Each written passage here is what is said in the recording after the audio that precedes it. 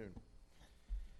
We will call to order this workshop of the City Commission. Sharon, if you'd call the roll, please. Commissioner Colodi? Here. Commissioner Hartman? Here. Commissioner McGurk?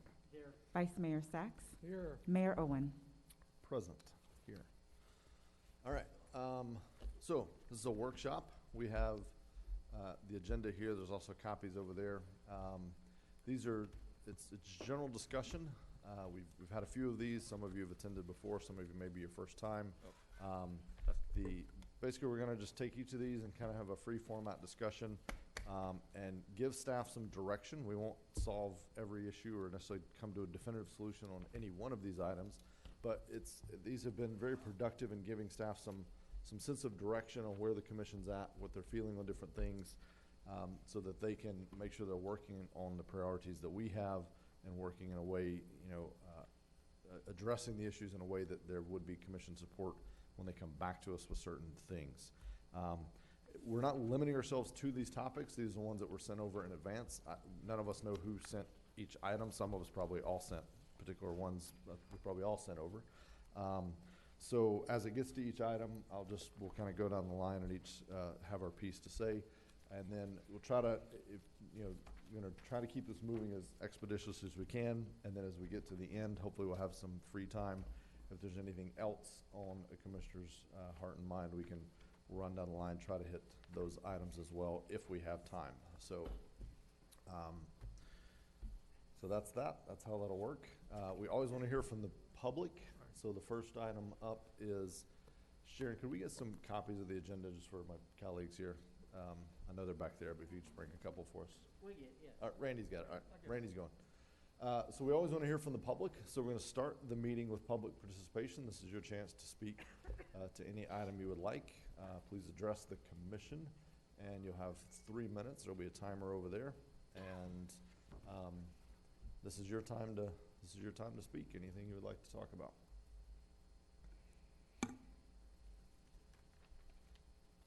If you would give your name and address as you begin. Good morning, mayors and commissioners. Randy Herman, 108 Esther Street. Thank you for this workshop, and it's a challenging agenda. I'll try to just be brief. I'd like to speak to the packet that Commissioner Sachs brought to the commission meeting about previous issues on meetings and consultants on parking. I've had the privilege of being in parking meetings probably the last 10 years. So I have seen and heard from a lot of consultants, have been a lot of neighborhood meetings, and have heard a lot of plans, and have seen a lot of things not happen, sometimes for good reasons, sometimes for not. So I'd just like to highlight a few things. I know you're going to have a discussion. I hope these things will be helpful. One of the things that was agreed upon at one time was that the Flagler business folks were going to use their lots behind their buildings for parking. It never occurred. As far as I know, they're not even used for their staff. Many of those offices and buildings on Flagler have land behind. Not a lot, but there are parking spaces. So that's something that never was followed through, but I thought was a good idea.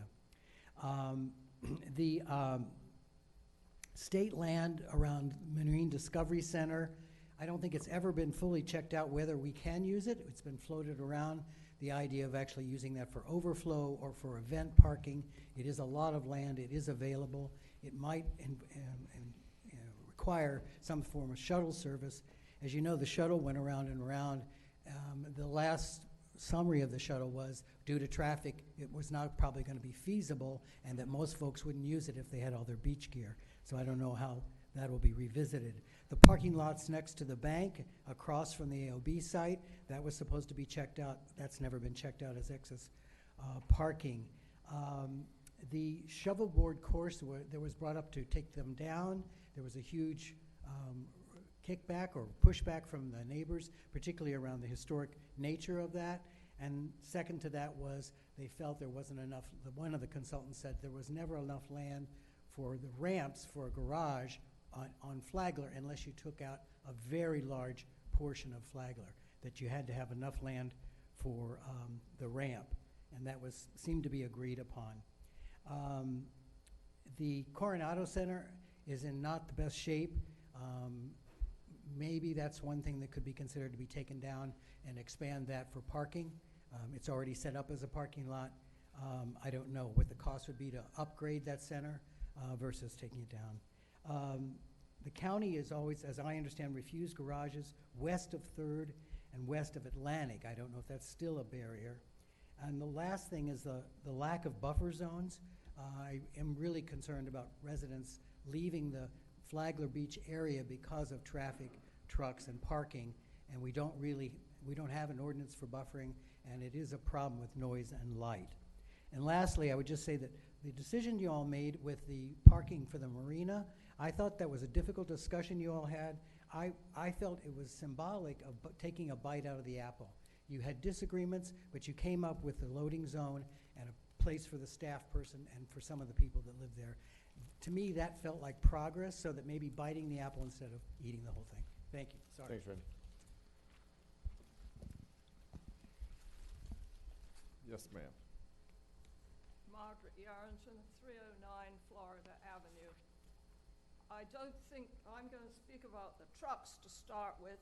We need to limit the size of the trucks in this town. Our streets, they don't stick to the truck route. They wander around on our narrow streets. They chew up people's landscapings on the corners.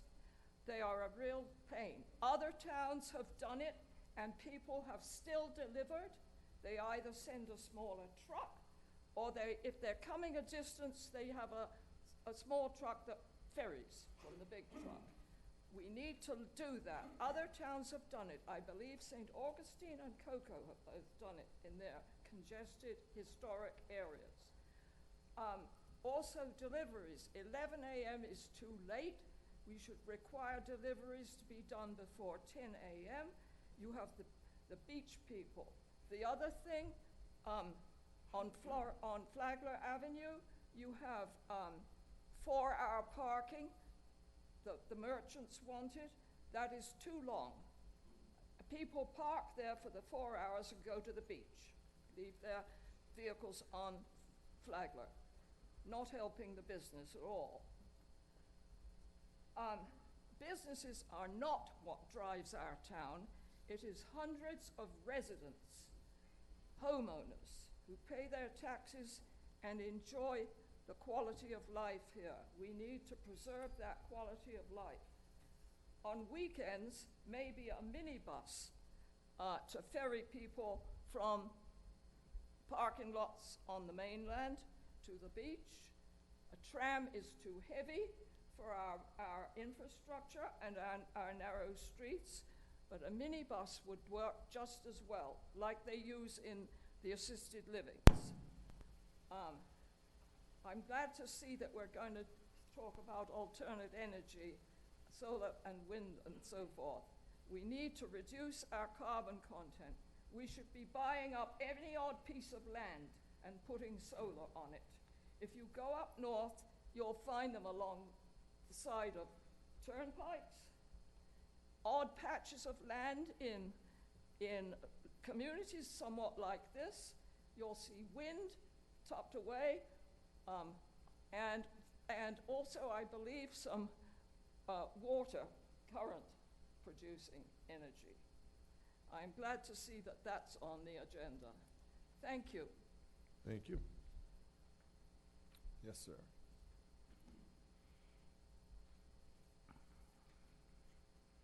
Hello. Thank you for your service.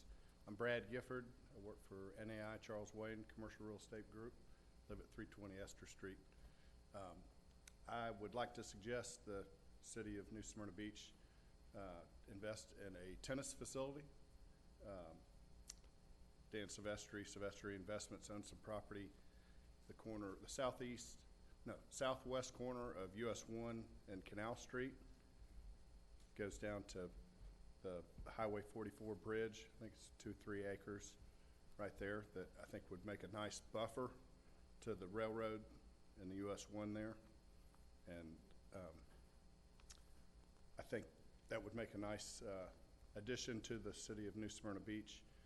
We've got hard courts over on the beach side at Detweiler, but this is a retirement community. Most tennis players like to play on clay courts, and I know pickleball is the fastest growing sport in the world right now. They do go hand in hand. There's plenty of room for both there, but if we could get 6 to 8 tennis courts here in this town, I think it would be a nice addition. Daytona Shores just did, I guess 2 years ago, they put in a handful of clay courts up there, and it was so successful they had to build another one. So they've got 6 clay courts up there, and it would help the community, be a nice improvement. That's it. Okay, thank you. Yes, sir. Good evening, Commission, and thank you for serving the community. I appreciate it. I've been living beachside for about 21 years now. I owned a business in Ponce Inlet, and every weekend with the traffic, the parking, I feel sorry for you folks. You have a heck of a challenge. If you just get on nextdoor.com every Monday and look at all the horrendous comments. Personally, I've learned to live with it for 21 years. You learn to pick your times when to go, when to leave, where to park. I just caution you about adding parking, okay? It's my feeling, and I've seen it. I mean, we've had these issues 20 years ago on weekends when the weather's nice, and certainly COVID has probably added to our traffic. And I must admit, you know, the police department here do a fantastic job in trying to control some of this madness, but it's almost impossible. But I feel if you add parking, that's not going to stop the issue. It's the old saying, build it and they will come, okay? Adding parking, you're still going to have lines of additional traffic lining up on 44, going over our 2 causeways, okay, and still try to fight for a parking space. I don't have the answer, and I don't think there's just one answer. There's probably a lot of little things. I know some people don't like the signage you put up. I personally like it. I think educating people, letting them know what's ahead of them is important. So I just ask that you be very cautious. I personally would not like to see concrete monuments just for cars on beachside. I think that will detract from the aesthetic harmony of our beachside community. I think there's other things that can be done other than just trying to find places to park cars. Thank you very much. Thank you. Others? Yeah.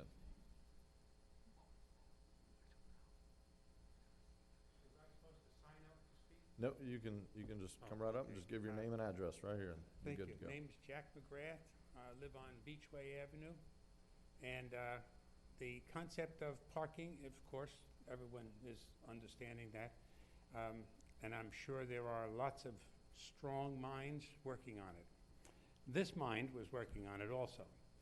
I became aware of a policy, it seems, of the county toll takers at the beach ramps sending people, when the tide is not good down at one end, they send them to Beachway.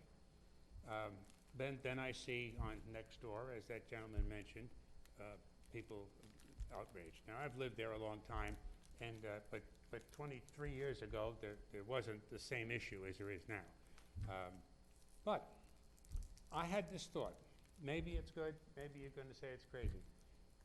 Whoever decides to close the beach, whether it's tide or overcapacity, that person must send word out. Close the toll booths. Okay, if you decide to close the beach, then the city should decide to close the roads that are turning into parking lots, Peninsula being a primary one, but I'm sure it's happening in lots of spots. That might give a solution. It would mean that someone would have to, whether it's a police officer or an attendant or one of our parking enforcement people, somebody would have to go and say, yeah, no, you can't just sit here for an hour and a half or 2 hours waiting for the tide or waiting for your opportunity. We suggest you go down here, which leads us to the gentleman who said no parking. We do need parking. There are going to be more and more people, and let's face it, sooner or later, there will be an effort by some to shut down the beach. It won't be by me. I don't think that's a good plan, but it will be an effort. The property by the Regents Bank has been for sale for years. It's probably expensive.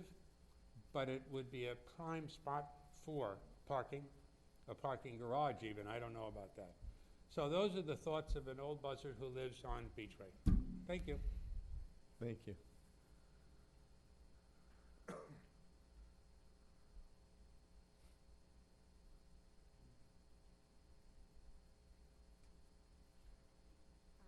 thank you all for being here. My name is Kelsey Hustis. I live at 1202 Beacon Street, directly adjacent to the North Beach Community Park, which is effectively used as a parking lot. I'd like to second what the gentleman in yellow said, that adding more parking is not going to solve the traffic problem. I believe it would exacerbate the problem. I think that traffic will always exceed our capacity. You know, I just don't think that's going to help at all. And furthermore, I just want to let you know what it's like to live next to a parking facility. It is awful. It is awful.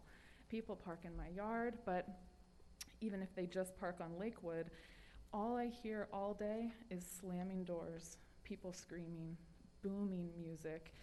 They throw trash, sometimes at me. Literally, the people that come here and park for free are young children who have no respect for us at all. It's really terrible. So to see another parking garage or even a parking lot be built, I think would be really a shame. I don't know what the solution is. I know it's not easy, but I don't think adding more parking is it at all. My question for you is there any chance of making Lakewood and North Atlantic and even Sapphire a no parking zone? And another question, is there any talk of mowing down the park and making a parking lot there? I really, really hope not. That would be a crime. That's all. Thank you. Okay, thank you. And I haven't heard anything about that last thing you said, just for the record, but we'll talk about all the other issues today. Yes, sir, come ahead.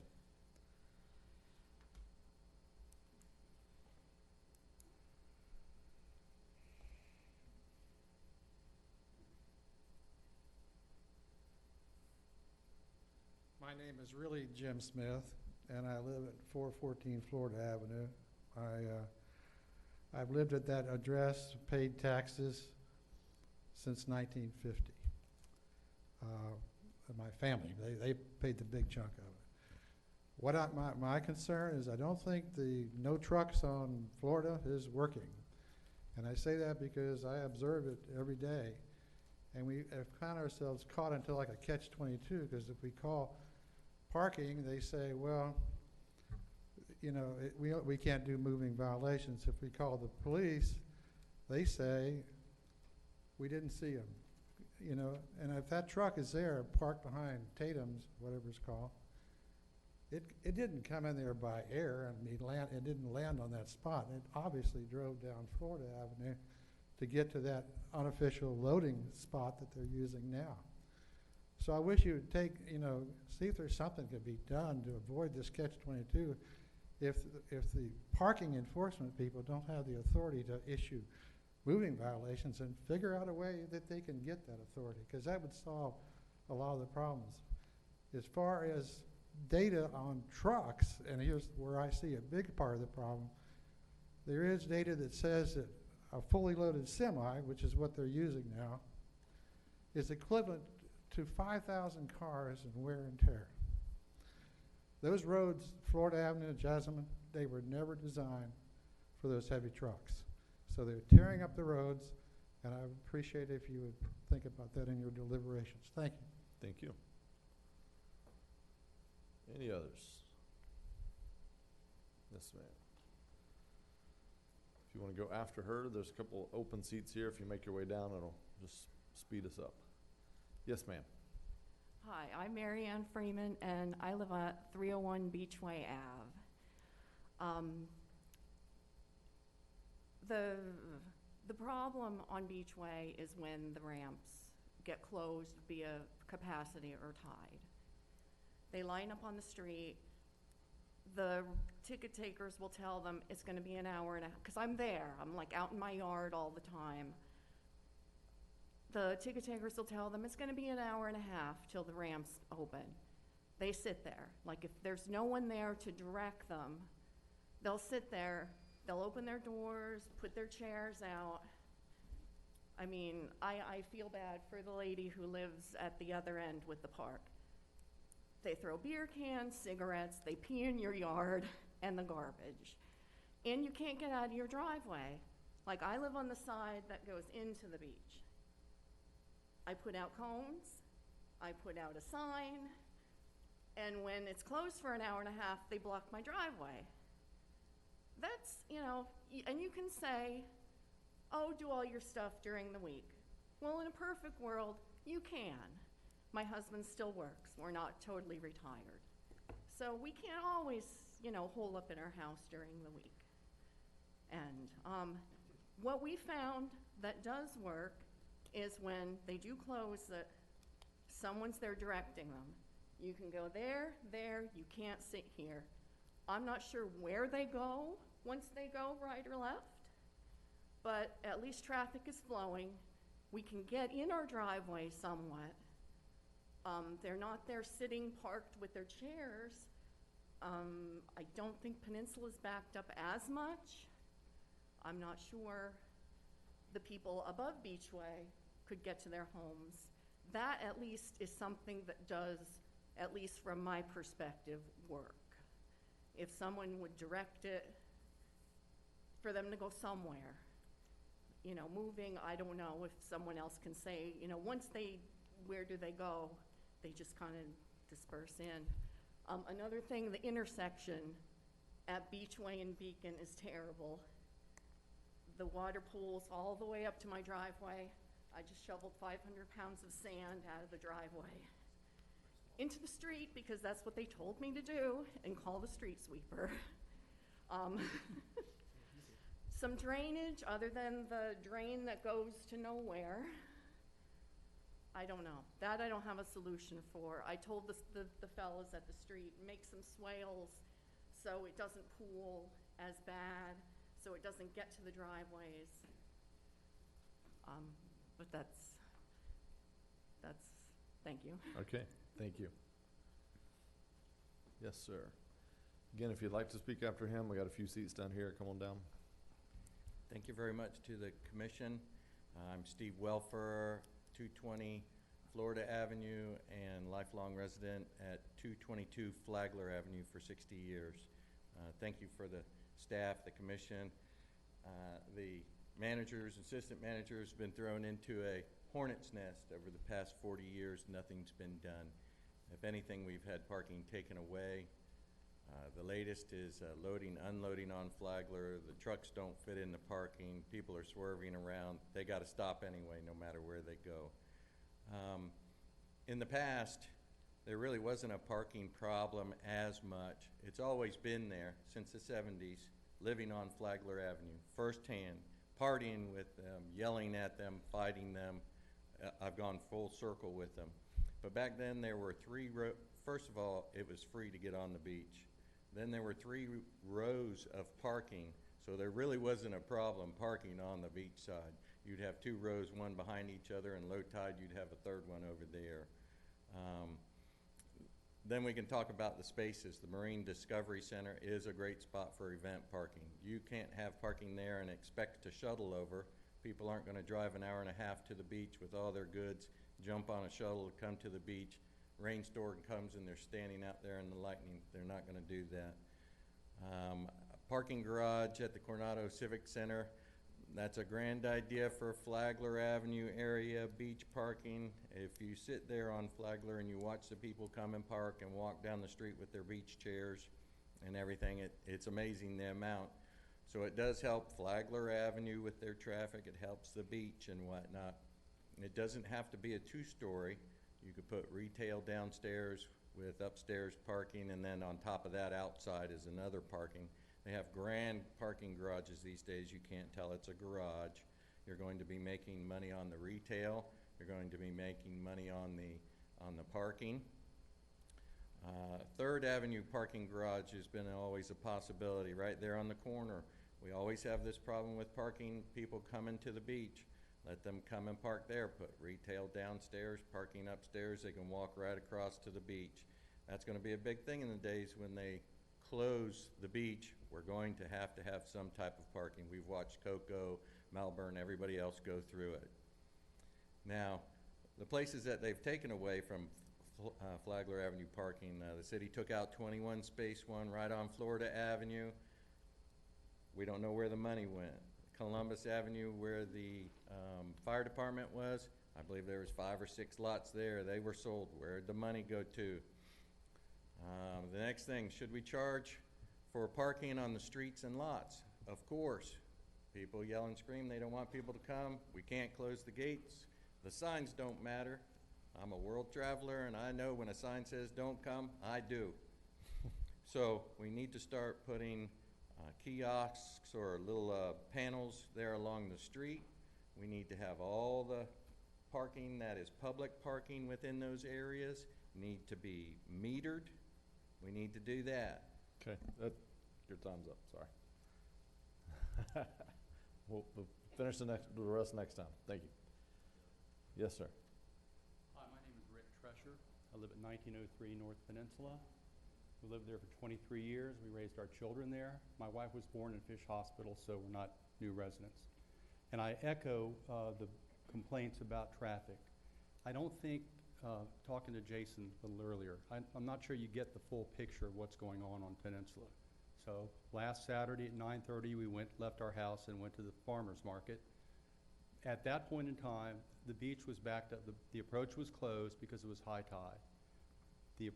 All the way down Beachway, it was bumper to bumper. All the way south on Peninsula, all the way to Kirkland, it was bumper to bumper. All the way along Atlantic, it's bumper to bumper. People stop and park on the road, and they just park there until the beach opens. It's a problem. It's a problem for any of us trying to get off the island and get back onto the island. Yes, we have learned when we need to leave and when we need to get back, but that's not really the answer. The answer is handling this traffic situation, because we should not have to be putting up with that stuff. And the people are obnoxious and rude, just like the lady said. My question is, why can't we have some objectivity to when the beach is closed and notify people that are traveling here? For example, if high tide is at 10 o'clock, the beach is closed 1 hour before high tide and 1 hour after high tide. You post a sign on 44 to alert people they don't come and park in the road all the time. Same issue with respect to the dog beach. The dog beach fills up real quick in the morning. People park on the road, past the condo. Where's the sign that alerts people that the dog beach is closed? It's at the condo. There's no chance for people to even make other arrangements or other options. So that's another thing that could be handled by the city. But Jason and I served on the Planning and Zoning Board about 10 years ago. One of the issues that came up was parking of boat trailers there, on the North Causeway. And we discussed, what about billing or charging people to park their boat trailers there, because they were parking all up and down the North Causeway.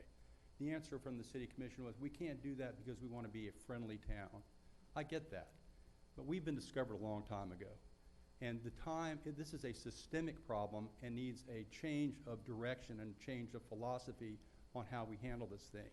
We don't have to give everybody access to the beach. I'm totally against more parking here. When the parking is full, that's it. We're never going to accommodate everybody in Central Florida, no matter how big Central Florida gets. So I respectfully suggest that the philosophy needs to change within the City Commission on dealing with the quality of life for the residents, instead of it being degraded. And it gets degraded year by year by year on Peninsula. I'm speaking for myself today. All the residents in North Beach feel this way. So it really needs to be a situation where the philosophy changes on what is important. Is it important that we're going to accommodate everybody who wants to come to the beach, or are we going to accommodate the people that live here? Thanks.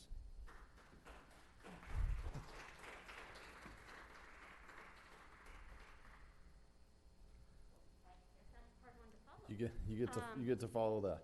My name is Frances McAdam. I live at 406 Lincoln. I have contacted several members of you. I live across the street from a crosswalk. You'd never know it, because everybody shoots through that Esther Street crosswalk where it crosses at Lincoln over to the Esther Street Park. And some of you know I've notified you about that. We when they can't get parking, what these BAT trucks, big ASS trucks, come shooting down there with their base, but they just end up cruising. And this cruising goes on till after 10 o'clock at night. So we have more issues than just parking. We have the fast-moving vehicles who think that they can pass the slower-moving vehicles on Atlantic. We have families walking. I've invited many of you to come and sit in my carport and watch this. It is amazing what you would see. You would see the rule breakers. You would see the people who do pee on everybody else's property, who dump their cans, who dump their cups, and they're speeding through here. Maybe if they thought there were rules and they were enforced, maybe they would think twice about backing up on the streets. Which rule comes first? But there's more issues going on that contribute to the people who are parking and abusing that in our town. Thank you. Okay. Yes, ma'am.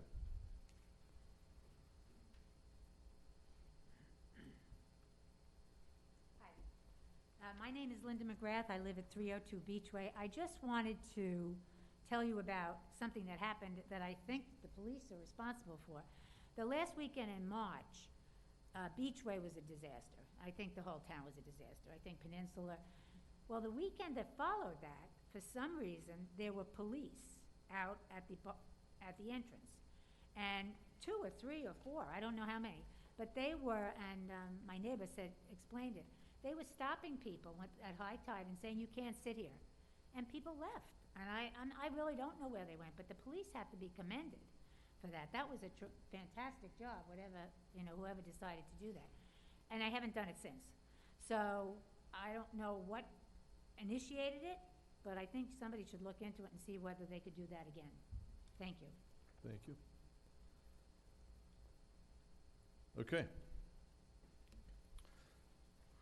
Thank you all for being here. Thank you, those that spoke, for sharing your perspective. I took half a page full of notes.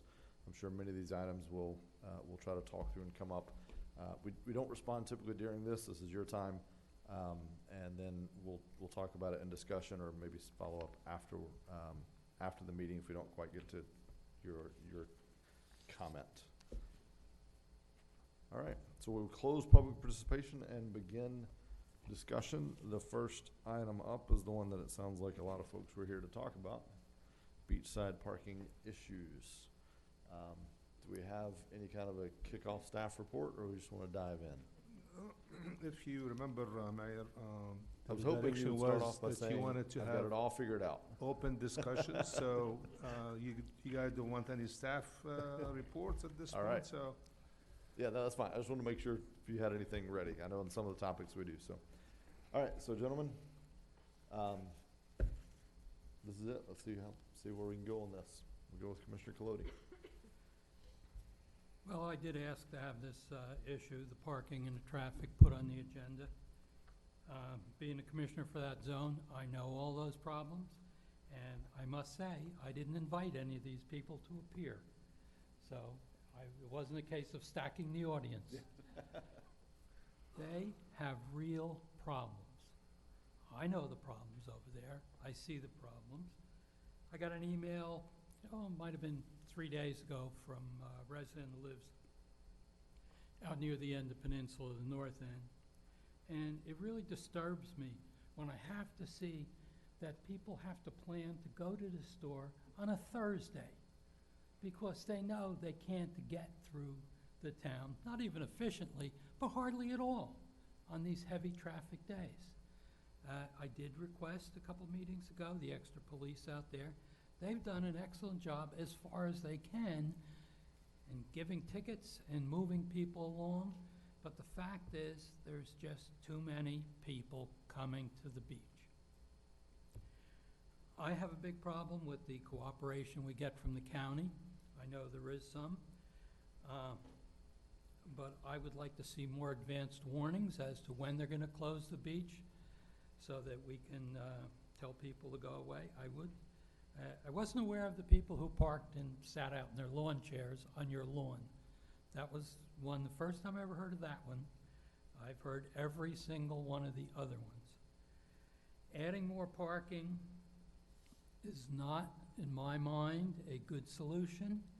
I would like to see the impromptu parking around the park perhaps made a little more orderly so people will park so they're fully off the road and they're not by the hydrants, they're not by the stop signs. But, and there is no plan to pave over that park, believe me. That would never fly. The problems exist mainly in the north end. However, I do know from speaking to a number of other people, they do extend to the south end of town also. We really have to do something. We've tried to a certain extent. Last year, we put $250,000 in the budget to work towards solving these problems. It is not a money issue. It's the fact we just have to come up with a way to do it. I've heard it a couple times. It's an almost impossible problem. But when you have an impossible problem, it means you got to try to make it as best that you can. We've talked about the temporary signs that we put out on 44. I would like to, and we've actually worked with DOT, the chief has, to have them change their signs on 95 occasionally, but they don't follow through all the time on that. I've proposed that we put a very large message sign out on 44 that we can monitor. We can change the message electronically, perhaps involve the county with it, so that we can get the message out there when the beach will be closed, because we really know when they close the beach. And just getting the information from the county and having them follow through would help us out a lot. I think they do a good job on the beach. It would be nice if they could put a few more cars out there, but there will be a time, I suspect, when there's not going to be any parking out there. And then we're really going to have to find a different way to deal with it. Maybe at that time we can put a central parking thing somewhere off beach and off the barrier island, but until that time, I don't see how it'll work. As one of the people mentioned, you're not going to drive an hour and a half, go to the beach, park in a parking lot, and take your surfboards, boogie boards, coolers, chairs, and everything else, put them on a tram, and go to the beach. Like someone said, what if it rains? Got a big problem. So there is no real easy solutions. As to the boat trailers, we seem to have come to a solution on that by raising the parking fees for people who don't park their trailers where they're allowed. Unfortunately, we can't do that all over because there's state restrictions on generalized parking fines. I would love to find a way around that. We had said when we instituted the loading zones that 6 months later we'll go back and take a look at it. Yes, they need to be changed. Some of them need to be made bigger. As was said, people should be allowed to park after 10 o'clock. We'll have to make a change there.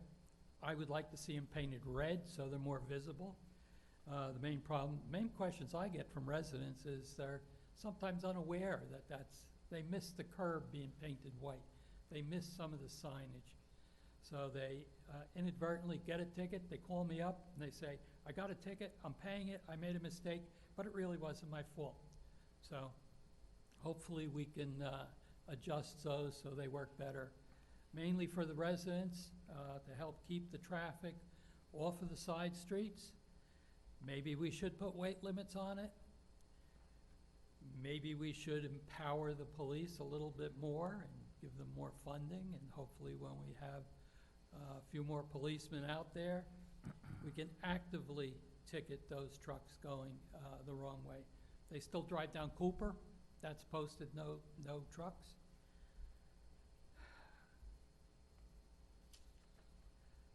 Those are the issues, some of the issues. not even all of them. We are working to try to solve it. I love seeing the support from all you people who come out and make it apparent to all of us up here, it's a real problem. You live in a town for a long time, you love your town, then your town's changing out from under you. You have to live with some of the changes, but they shouldn't be to the point where they make your life miserable. That's most of it. Thank you. Okay. Go ahead. Looking at the audience and listening to what they have to say, it's clear there's a lot of problems. There always has been. But I keep hearing this word, no easy solution. And as Rick said, we're on the Planning and Zoning Board together 10 or so years ago. And so we just had this conversation. No easy solution. What does that mean? What does that mean to you? What does that mean to me? Is it a physics calculation that only 1 out of a million people can solve? No, it's not. It's not a physics calculation. What makes a problem no easy solution is somebody is going to have to give up something they have, they want, or feel they're entitled to. That's what makes it no easy solution. And as you can see, we had a number of people come up and give their opinion. And yes, just like them, just like us, there is a difference of opinion. And every time we have this discussion, and it's happened way before any of us ever got on the commission, we try to move in a direction and we get confrontation and static from a group of people in the community who don't want that. Everybody agrees there's a problem, but no one agrees on how to solve it. So we can sit up here and continue having discussions and workshops for the next 10, 20, 30 years. But that's not going to solve the solution if we can't find a consensus or make a decision to pull a trigger on something that is going to prevent somebody from something they have, something they want, or something that they feel entitled to. That's ultimately what us having to make that decision is going to come down to. And I think we need the community's help. I need you to understand when I make a decision, a third of this room is going to be unhappy, or even 50%. But pull cars off the beach, don't pull cars off the beach. Add more parking, don't add more parking. I mean, we're not even getting out of the gate before we're having fundamental breakdowns in how to try to solve this problem. So the beach is the cause of the parking problem. Our partner is the county.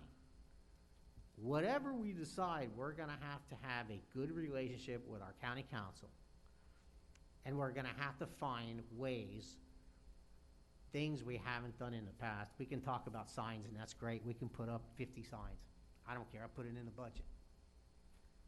How many if I'm 20 or 25 coming to the beach from Orlando with my friends, is that sign stopping me? Absolutely not. You can have 1, you can have 50. It's not stopping me from continuing my journey another couple of miles and seeing what we can find to do. I don't think it'll solve, I think that also is the case for families. If I packed up and I spent all morning trying to get my family ready and my kids for an entire day at the beach, I'm not stopping just because a sign says beach closed. Okay, let me see what else I can find in town. Or let me see if I can get onto the beach. So I want to challenge the commission and the residents. We have to work together, and you have to be willing. We're never going to come to a solution if you're not willing to give something up. So I think that's key. And I want to make progress, and I think this commission wants to make progress. I think this commission is chomping at the bit to make changes. But we can't make changes if we can't get at least some kind of general consensus in the community. And then that'll force this commission to make a decision where it's going to make a lot of people very unhappy. And I want my commission to know I'm willing to do that. I'm willing to make 50% of the people unhappy to solve problems that we all agree are there. Otherwise, we're just gonna sit in these meetings, everybody's frustrated. I don't live on beachside. I always wanna live on beachside. I don't live on beachside because I couldn't. I had places I had to go and responsibilities. Pretty much, if you're not retired, you can't live on beachside. So we all recognize the problems. We all agree there's a problem. But I think this has a lot to do with the fact, in my opinion, that roughly, let's say, 5,000 people come to this town every day thinking that they're gonna be able to get a parking spot on the beach because there's so many. The feeling is there's so much available. I look at other communities, like, let's say, Jupiter or Palm Beach, certain areas that I go visit that I have friends who live in, and they have done, no one solves the problem. All you can do is do a better job than what we have now, and right now we just have chaos. But there's other communities that solve that problem. So I think it's important to have an honest discussion as to what are those communities doing to mitigate a significant amount of their problem. And ultimately, what I believe is that these are gonna lead to discussions and sit-downs with the county council about what the future of the beach is, who runs it, how it's organized, how much parking is available on the beach. Because at some point, and I agree with the person who said no matter, it's like boat ramp parking or any other amenity we provide, as Central Florida grows, we're never gonna solve that problem. So how do we, in my opinion, my approach has always been, how do we incentivize a lot of these people to go to other beaches like Cocoa, Daytona? And it can be as simple as, it's like a business. We are a business. Too much demand, not enough supply. What do? You make it more expensive. You raise the beach fees. We've done the boat ramps. So we're making anecdotal progress. But I think the bottom line is when the perception of Central Florida is that we have this massive beach parking on the beach, they're just gonna come anyway. So I've kind of teed that up in a direction that I think is very controversial, and I'm gonna say it, and it's the third rail in this community, beach driving. If we wanna continue to have beach driving, we're gonna have to accept the consequences that come along with it. And either way, if we do or don't have beach driving, the bottom line is we have to have a much better approach, a better relationship with the county in mitigating the traffic that we have.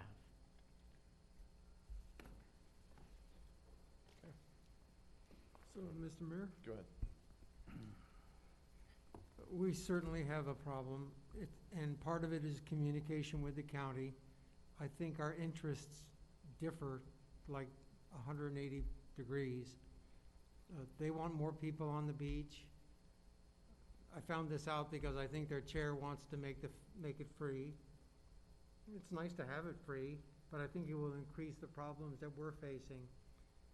Now, doesn't matter to anybody, but I've lived here 20 years, realized 3 or 4 years into my life here with my wife on the barrier island, on 8th Avenue, that we were going to see the same thing that we saw in Pembroke Pines, Florida, which essentially is a suburb of Miami. It's one big sprawl, only identified by signs and a few landmarks. But we have a really special, beautiful place. Everybody knows they want to come here. I still say we're constrained by our size, our infrastructure. If we're to do anything, it would be small, cheap things. Because in the grand view, to purchase parking lots, whether shuttled from mainland or to purchase land on beachside, is a drop in the bucket because of the masses of over probably 3 million people in Orlando alone who don't mind sitting in their car for 4 hours to get here, to sit in line to get onto a ramp. So, you know, our job is to maintain the quality of the residents. and we can't fit a 9-size foot into a 6 shoe. There's just no way we're gonna do it. So, you know, I learned a few basics over a few years that in transportation and traffic control, we have education, enforcement, and engineering. The engineering is expensive, takes a long time. Enforcement, I'm sure the chief would love to enforce more if he could. We only have a certain amount of officers to go around, then we get that crush on the weekend and holidays. We know how popular we are, we love it here too. We're trying to maintain that. So, you know, it's kind of timely that we have a traffic calming program book. I think a lot of it may not even apply to us. On Saxon, they're doing 45 miles an hour.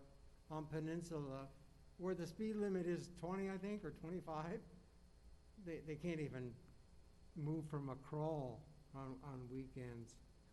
So we're besieged. And to have to say, oh, I plan my trips, I do all my trips on the weekday. Well, we had to do that in the city too. You know, that's is a normal way of life. And we are growing. We're popular as a coastal city. We have to face those realities. So I'm not anxious to make a parking lot out of the beach side at all. I think it will ruin our quality of life.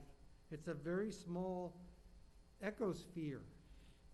You know, I'm not an environmentalist. I love the environment. And I think we could ruin it by trying to fit that size foot, not that 9 foot in that shoe. So I'm looking at it from that perspective. I'm thinking, God, am I gonna have to protect my city from the county and the ad authority who want more people to come? I understand it is a bit good for the economy, but what does it do for our quality of life? We're all anxious here. And I'm glad you showed up to let us know too. I've been reading next door as well. So it's hard, it's a way to gauge how people feel. That's how I take it.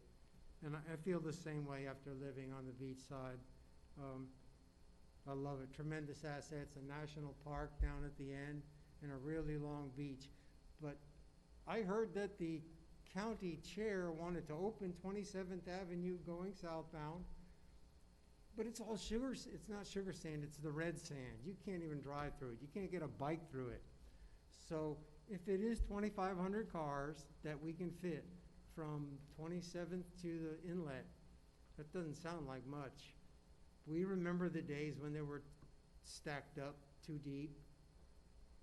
We weren't here for the 3 deep, but I'm sure it was possible. It's a beautiful sugar sand beach, and it's changed so much. And we have to adapt. We have to be resilient. So I don't have an answer for you today, but I say let's not knee-jerk. I agree with our manager. Let's not build a parking garage unless it's so well thought. You know, I was thinking about the last few days. We have the Smith Street parking lot. We could actually make it, I'm sorry, I'm calling it a parking lot. I'm premature. You could make it a parking lot. Maybe even share it with that venue next door, the barn. But it could be our public parking lot if we're desperate, and get a shuttle if we're desperate. It's a drop in the bucket.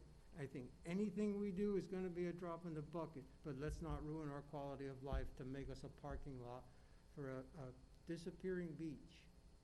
That's my perspective. I hope it's helpful at all. Okay. So there are a number of topics that were brought out today, and you know, the first one I'll touch on is the beach issue, the beach parking. I hear you, and I've heard some good ideas. I've heard some bad ideas. But there's not going to be any one idea or one thing that's going to solve the problem. So we're going to have to kind of work through this and figure out what multitude of things we may be able to do that may help this.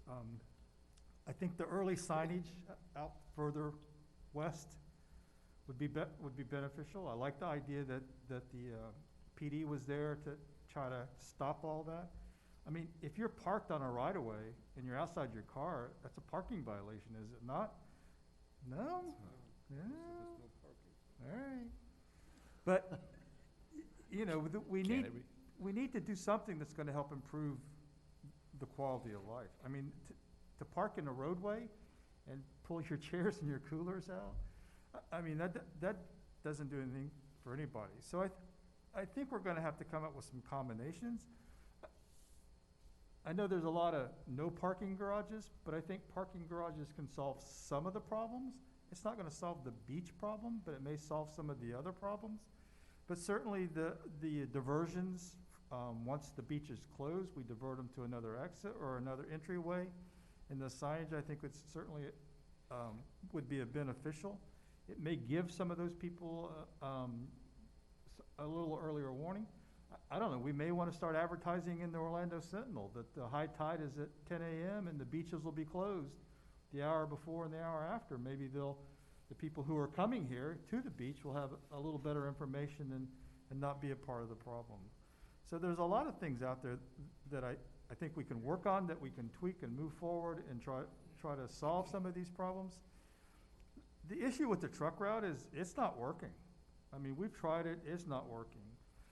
Making the truck parking areas larger isn't gonna solve the problem. I agree with the gentleman, we shouldn't have the large trucks beachside anyway. The infrastructure's not there to support them. They're not paying any attention to it, they're not listening to us. I mean, how many hundreds of tickets we've written, and it has not solved the problem, and it hasn't even deterred the problem. Nothing's changed.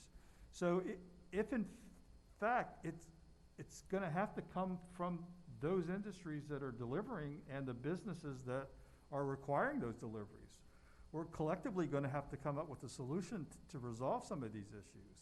I mean, there's days out there that there's an accident just waiting to happen with these trucks parked in the middle of the roadway. I don't have the answer. I don't think anybody in here has the answer. I think it's gonna be, and for 5 years, this commission hasn't come up with a good answer yet. I think we're all just trying to figure out what's the best thing to try next, or how do we improve what we know is working. You know, maybe we need to visit some of these other communities that have done this already and see, you know, what approach did they take and how was it best served? How did they best handle that issue to move forward? So I thank you all for coming. I've heard all of the horror stories, but I have to tell you, I think some of this problems, not only the people coming from out of town, it's our local people that are causing these problems. I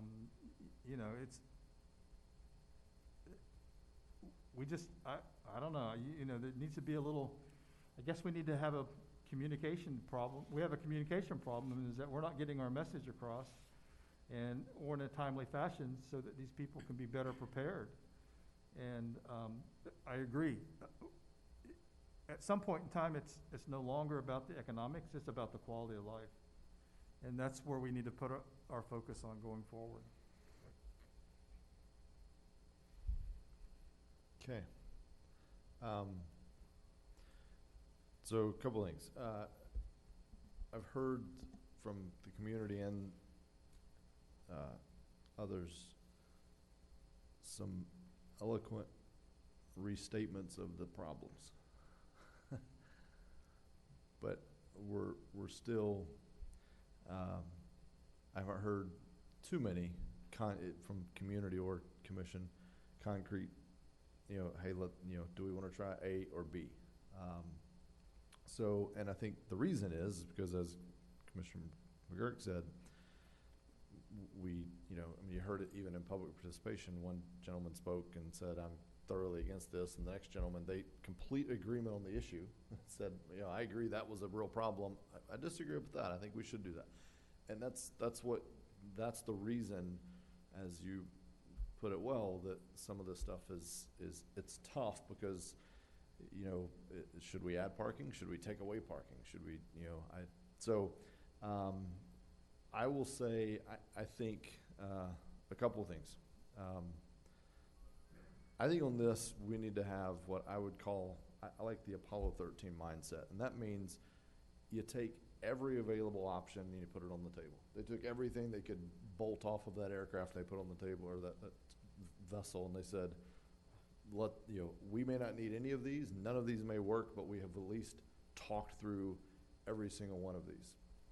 And so I think we have issues that we kind of tiptoe around rather than just getting them out on the table and saying, this is it. Is this going to help or hurt our problem? So I also think we have some things that we say that I don't know what they mean. So I think we should use plainer language. So when we say we need to work better with the county and we make these comments about the county, in plain language, if I sit down with the county chair or our representative or we invited them to one of our meetings, what does that mean? What is the ask of the county? So I think we should start putting real definitive clarity around those things, because if not, we're going to be, and by the way, I'm only 2 years into this, although it feels like 5 sometimes. We're going to be talking about that same thing in 2 years, saying, well, we need to work better with the county, because we've never sat down with the county and said, A, B, C, this is what we need you to work better. And I can tell you, I've met with the county chair as this topic came up of what he has proposed on beach, beach access. And my advice to him was that New Smyrna is not every other beach, and we should probably be treated and handled a little differently, and that there would probably be concerns from our residents. And then we talked about some very pragmatic things where I felt like we could, get better assistance from the county and ingress, egress on and off the beach. Like, we need to speed that flow up. And, so we talked about very practical things. So I think we need to be, if we want to work better with the county, give me a list of things, and then let's set the meeting up with the county. That's what I'm getting at. Because right now, I've heard that we need to work better with them, but I don't know what to go ask them to work better with us on. Is it that we need officers? Is it that we need, what do we need to ask? I think also a lot of the things that we're talking about go through the police department. Or if not, that's where we keep punting them. So, in the short term, I think the most immediate way to solve some of the pain points that I hear out there, I rode with an officer last summer on one of the busiest weekends, and I will tell you that it's having the human intervention that makes the situation better immediately. We rolled up, the dog park was closed. We talked to literally he and I walked up, talked to the attendant. They said, we're not going to have an open space for a long time. We only have like 9 parking spaces or something. And so literally walked up and down the line of traffic and said, you don't got to go home, but you can't stay here. Like, you got to roll. We're clearing this roadway all the way down on the PA, rolling them through, saying you can't do this. That takes human power. You can put a sign there all you want to say that, but it's not going to work unless we have the personnel behind it. So, is it that we need, now does that have to be a uniformed officer, a badged and gunned officer, or can it be more of like a public relations type officer, or some new type position that is created for this, that they're authorized to go do that? I don't know, but there's a solution that I think we need to put on the table and say, could we find 5 people, 10 people? Let's get an estimate of what we need. What kind of person does that have to be? Does it have to be PD, or could it be something else? And then let's add it in the budget if we want to do that. So that's one solution, because I think that could have immediate impacts for some of these issues that we're seeing. So I'd like to see us talk about that very definitively right here today. Another thing is, someone talked about what have other communities done. I have looked at that. I've studied it. I've talked to them, and I will tell you the solution. I also talked to some behavioral economists out of UCF, and you nailed it. It is a supply, demand, and pricing issue. We can't control supply. We only have so much beachside. We can't control demand, and in fact, demand is only going to grow. And by the way, I hear every time, we issue a building permit, the notion is like, well, that's just adding to the problem. And I would say, it doesn't matter if we never build another thing in New Smyrna Beach. There's thousands of things being built around us every single day. And I was up in Margaritaville the other night, sitting there talking to somebody, and I brought up New Smyrna Beach. Oh, we love it. We go there every weekend. That was part of why we bought here. And I've said this for years. We are an amenity to the communities around us. People buy near New Smyrna. They buy in, certain areas because it's proximity to New Smyrna Beach, and that's going to continue to happen. Farmton is about to be built in Edgewater. This commission will get 0 vote on what happens in Farmington and Edgewater, but I guarantee you we will deal with the blowback and the impact and the side effects of it. And so, getting back to supply, demand, and pricing, we can't control supply, we can't control demand, so how do we control, is there an appetite to control pricing? How do you control pricing? Well, I can tell you Palm Coast has done it. There's a couple of other places in Florida that have done it. What do I mean? Well, they've said, if you want to cross a certain point, here's the rate you pay to get across this bridge or to get, from this part of the city to this part of the city. Now, I don't know if there's an appetite for that. I don't know what the business community thinks. I don't know any of those things, but I know that that's the other part of the economic equation that we have to look at if we want to actually make progress on this issue, in my opinion. Now, you can address that other ways. Maybe it's not, access control there. Maybe it's the pricing onto the beach. Maybe it's the pricing of the parking. So again, that's something I would love to see us just get a flavor for.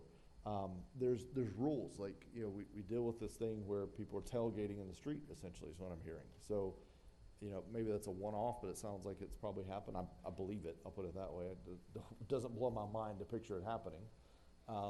So are there state legislative things that we need to be approaching the state and saying, we need some power, we need some authority to enforce this better? Do we need to take even more of our areas and be more restrictive on parking in some areas, and then maybe try to create an offset, or just acknowledge that we're not creating an offset? So I think we've danced, we've restated the problems, but, I would like to say, I'd like to just go one more round on this and say, what actions over the next 6 months do we want staff, or do we want to work on as a commission, or do we think that, what are we going to do next as we leave here versus just saying, yep, we absolutely have an issue and we're working on it. So that's my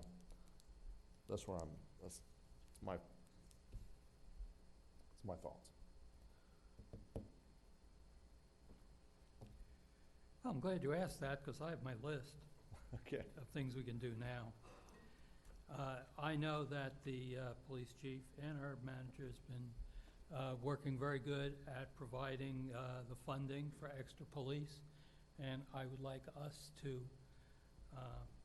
assure them that we will continue to support that, to get as many officers out there on these really hot weekends. We can figure 5 days ahead of time when it's going to be a real bad weekend. So I would like to have us let them know that we like that policy. It's been presented by the people out there that it's made a positive change in some areas. Second thing is, we appropriated $250,000 last year to work on parking issues. So that should not be a problem in our budget to do something now. I would like us to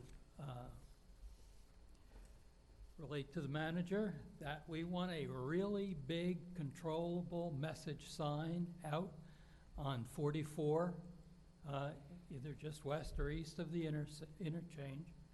It may or may not have any real effect, but it'll send a message that we're serious. And if we have to go to the next step, whatever that might be for increasing fines, then we'll have some basis to do that.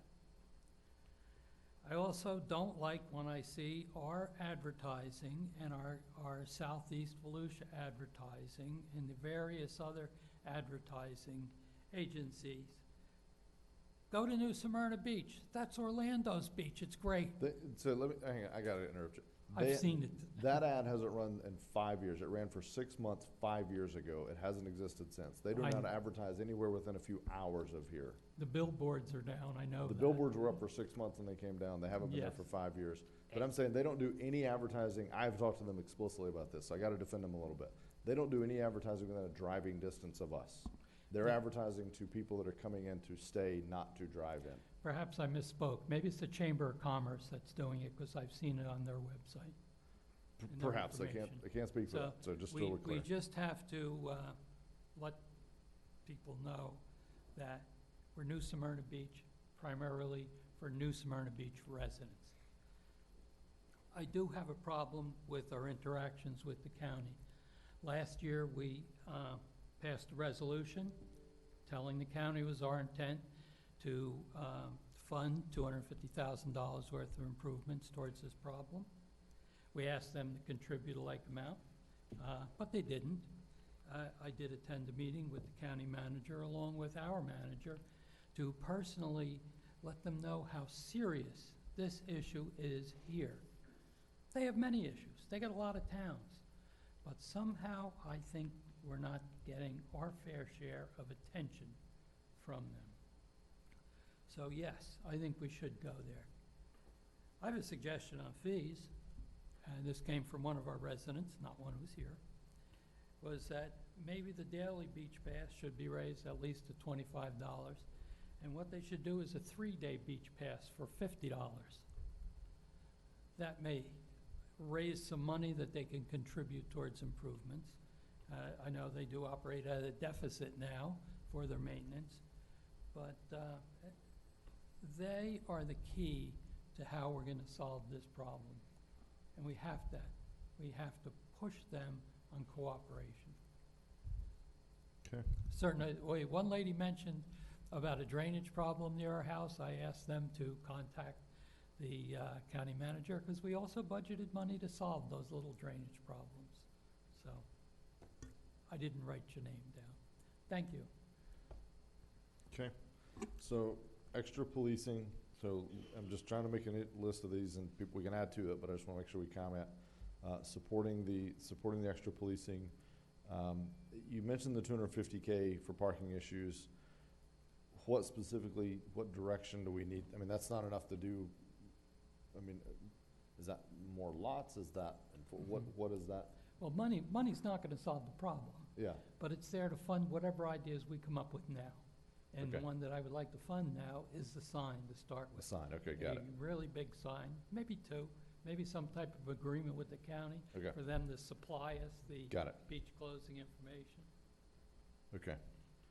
And then with the county, it was just our fair share of support, and then you threw out something about the daily rates, which we don't, of course don't control, but we could talk to the county about. All right. Others, yes.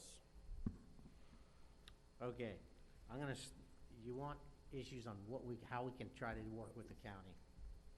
I'm gonna start by saying this, as an example of what we have to, I have for the entire time I've been on this commission, listened to the residents around Flagler, a block or 2 away, complain about parking on the swale. I agree with them 100% that it is a tremendous inconvenience, and the right-of-way in front of my house feels more like my property than it does any kind of public right. I take care of it. It's close to my personal space. So we spent years trying to solve this problem. And we came up with the solution. But the solution was no parking signs. But here's the problem. And Chief, correct me if I get this wrong. You're allowed to park on a public right-of-way, which means you can park on the edge of the street as long as you leave 8 feet between your car and the center line. So essentially, there's many of these people parking you cannot legally stop. You can put no parking signs up. Then we can ticket them. But it's not selective. It means in front of your house, you cannot park there either. Your friends cannot park there. You have a party. Your family or friends cannot park there. They're going to get a ticket. So what happened? We're still blamed of not coming up with a solution, but the fact was there was not enough people, not enough support from the homes in that area that wanted to take that approach. And I get that. I understand that. It's a conundrum, but these are the kind of challenges that we come up with when we're trying to solve problems. So when we deal with the parking lot that beachside residents have to deal with, there is a quick way to deal with that if the police don't have a legal approach, which is putting no parking signs up. It's not great. It's not ideal, but we have to work within the law. So that is something that the people, you all, the residents, have to decide whether or not you're comfortable with that threshold. So what this is going to segue into, Russ, the county. Everyone in this room is a constituent to the county council. So how do we get the county involved? We here in New Smyrna may say, my gosh, stop the traffic. But what they're hearing is from all their other constituents around the county, hey, give us access. You need to give us parking. You need to help us have access to the beach. So while we may not be overly sympathetic to their problem, that is their problem that they have to wrestle with. So what we need to do is meet with the county and our county council representatives and say, you know, what is your comfort zone? What is your threshold? What are you comfortable doing and not doing as we bring things forward? Because they have to deal with their constituents too. And their constituents are demanding access to the beach. So an example of dealing with the county again, we had a parking task force that came up with great ideas. One was to come up with a funding source to start being able to build parking garages or deal with some parking accommodations. But the county around that same time gave us the financial responsibility of taking care of like 27th Avenue and a number of the parks. So the money got diverted. So the question is, how do we work with the county in funding? What is their threshold? Can we get eco money for additional parking? If we borrow money from the county, not borrow, if we partner with the county with money, they then get a say-so in what we do with the parks or any parking garage that we have. So when we move forward, parking on the city lots,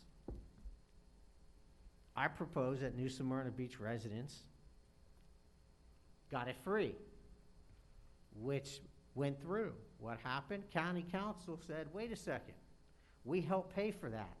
We help accommodate that. So we want our Volusia County residents to also be able to park there for free. So these are real instances that happen, real life examples of how we need to be able to sit down with our county council and ask them, what is their threshold? What is their level of comfortableness? Because if we just demand something and we're aggressive about it and we say this is our problem, but you know, we're not really listening to your problems regarding the beach, we're not getting anywhere. It's a stalemate. So if you didn't catch ever so slightly how I introduced the idea of building more, borrowing money to build more parking, I didn't want that to be taken as that's what I support, although that is one of the issues, the true fundamental issues that we first need to decide is whether or not we're going to spend money or build parking lots to accommodate more parking.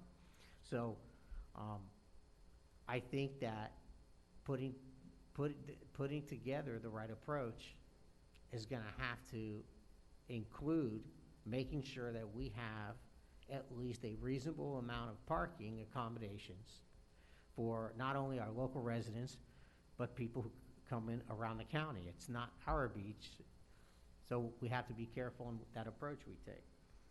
So the important part of remembering is they are an elected body to have constituents too. And if we simply ignore or disregard their concerns, so again, stressing, we have to be able to communicate them on what their thresholds are and what causes them heartburn.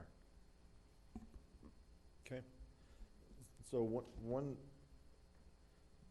thing, if I can interject, and so we, just for time's sake, I do think we need to put a pretty fine point because there's a philosophical debate, and we heard it play out in the public, and I think we need to just play it out here very, very quickly, is this philosophical debate of, you know, is it, you know, build it and they will come?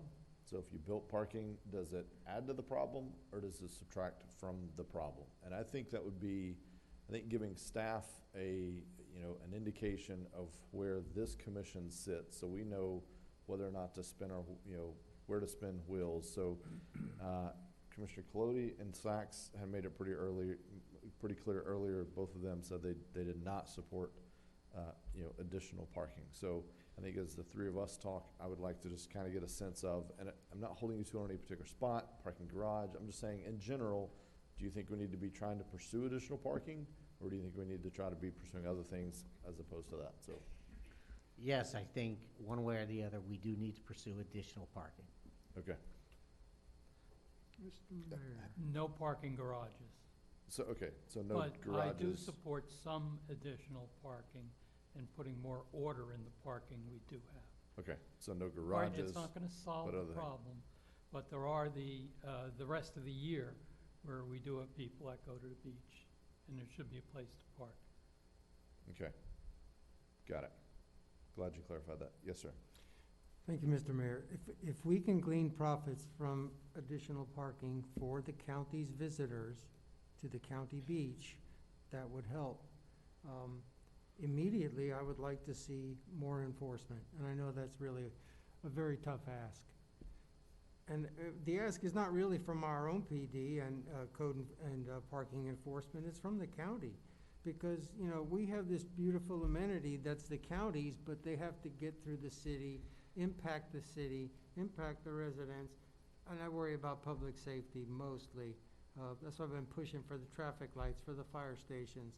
But let's try and start I mean, enforcement is not easy, but if we could try more enforcement right now, and education. We have a county and a state road. Those are the jurisdictions of the roads that come into us. They have to be willing partners. I honestly haven't even met, other than a fist bump, our county chair, and I haven't met our District 3 representative, Danny Robbins. And now I understand they're coming back again at 16th Avenue and want to spend $1 million for 10 spots and destroy the last of our beach, of a natural, beautiful dune. And I'm thinking, oh my God, is that their mentality? I want to give them the benefit of the doubt and work together with them, but now I don't know where they stand at all. And are they willing to look at west side parking now? I know they weren't before because they didn't want to put people in jeopardy crossing the roads. We have that problem. And should the city be, the ultimate question I think people want to hear is, should the citizens be subsidizing the county to provide parking for them? Essentially, I think that's an ideological problem. Because if let's say we buy the old Wells Fargo lot, which everybody parks at on the weekends, in which I really would like to divert them away from 12th Avenue, because they're going to spend $1 million for 10 spots, really destroy a beautiful system, but they got parking they can buy right now, probably for cheap, and get over 100 cars on it. If that's what we're willing to do, again, if you build a spot, more people are going to come to that spot, and they're going to park on the easement, they're going to park on lawns, they're going to park next to it, they're going to do the nasty, garbage and everything else that comes with it. More crowding and more. I don't think we can accommodate them, so let's start with enforcement. I think it does help a lot. It shows people, please respect our city, and if you don't, here's your ticket. It might be a good start. One thing that kind of befuddles me is like, we're charging, the county's charging $20 to get on the beach, but you can buy a pass for 25. That's incongruous, and it ties up traffic getting onto the ramps. I know a beach person who's been on there and said that's one of the problems, but I just don't know what direction they're going. Maybe we could have a sit down with George Rechtenwald or Danny Robbins or anybody from the county and talk, all of us together, because I don't know what you guys have talked about. But to do any major infrastructure worth millions of dollars, we better think what we're doing. Are we hurting the city worse than making it easier? I mean, is a parking garage really going to help Flagler? I would hope so. At least maybe the employees could park somewhere. And then we've changed it from 2 hours to 4, or 4 hours, 2 hours to 4 hours. Does that help Flagler? And for the truck situation, now I really feel badly for folks who live off Florida and Flagler, because we got semi-trucks driving down 8th Avenue and Saks and just doing 40, 45, no problem. Like, where are they coming from? Our city is really growing way fast, and we're just trying to keep up with it. So, please, I apologize, we don't have those answers right now. It's a big challenge. I'm glad you're here, just maybe, write us a letter, speak at the podium. Other cities are having the same problem. Okay. Go. So I thought we were focusing on additional parking spaces. So I'm in favor of that. Okay. And I've heard Jason talk about what's been proposed in the past and how do we get the city, the county. We haven't even explored private industry. Maybe somebody else will want to build a parking garage. Maybe we don't fund any of it. Maybe it's not our responsibility, or what they charge what they want to charge. And it's out of our hands. It's not our issue. But, you can, whether we partner with the county or private industry or something else, there are avenues out there to explore other than what we have traditionally thought of. You and I attended that seminar. They're doing great things with stormwater runoff, how they redo it to mist it into the air, for some plants on these parking garages. There's a lot of things out there that's going on now that could enhance the value and the look of our city. So I'm in favor of creating some additional parking, even if it's just vacant lots like Commissioner Colodi said, even if we just do some open lots, surface lots going forward, and that gives us an avenue to see. Is that something that we, us or somebody, maybe a shuttle service from there to Flagler, will that help? We can address the beach parking, we can address parking on Flagler. So I think there are things out there that we haven't looked at yet or haven't thought of, and that we need to explore those avenues, what's out there and what would work best for us. The conversation with the county, and I think one of you two hit the nail on the head, is we're not their only constituents. They're listening to everybody else. And when they talk about beach parking and beach access, they're talking about Daytona, us, Ormond, so they're talking a bigger picture. I think it would be beneficial to us if one or both or some of those, either county staff or county leaders, visited us on a busy weekend and rode around to see the issues that we're having with the people, with the traffic. And we can maybe in some form of workshop or say, maybe we need to make Flagler an exit only. They can visualization is a great thing. You can, like you said, you can put signs up, but when you actually get there and you can't move, you go, oh, the beach must be closed today. No matter how many signs they've read going along, it's that visual part. So I think if the county was here and saw visually what our problems are, and then collectively we can say, maybe we should route everybody up to 27th and make Flagler an exit. The issue with Beachside, what problems are we having there? And they can see from our standpoint the issues that we're dealing with. So it's just not, oh, New Smyrna's complaining about parking again or beach access. Yeah. They'll actually have a visual on that. I think that would go a long way to help kind of resolve some of these issues with communication. And then they will also have, from our viewpoint, what the issues are, and maybe collectively we can come up with something. Now, back to Beachway. Are they parking on the roadway or are they parking on the right-of-way? Both sometimes. I just find it hard to believe that I can go out here and park on north of the riverside, throw a chair out, and it not be illegal. So I think that's something that we need to, from our standpoint, look at as an enforcement thing. And then I think last year's budget, we were looking at CSO officers, community service officers. So maybe that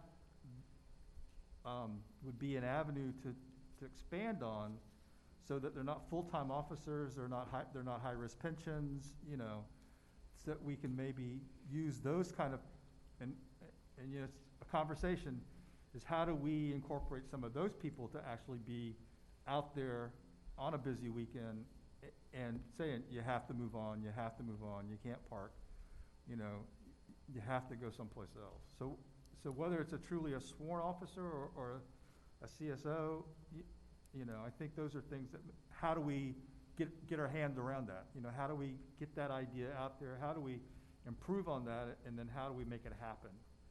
I think is the ideas and the proposals that need to come back to us, so. Okay. Go ahead. Okay. So, yeah, I'm thinking as I look at everything else, we've got a lot of other stuff, so I'm gonna make some closing comments on this, try to give some final direction. I'll invite any comments from staff if you have any questions or clarity. So I've heard a lot of things. Chief, a question for you and or Khalid. So what I think I heard from Commissioner McGurk was the no parking signs, and I get that, like it's kind of a two-edged sword there. It's no parking for everybody. I feel like so let me ask this question, then I'll go back to something else. So if someone wanted to no park, so the young lady that spoke today and said, you know, hey, I have this issue and it's literally right in front of my house, not the park across the street, et cetera, but this in front of my house.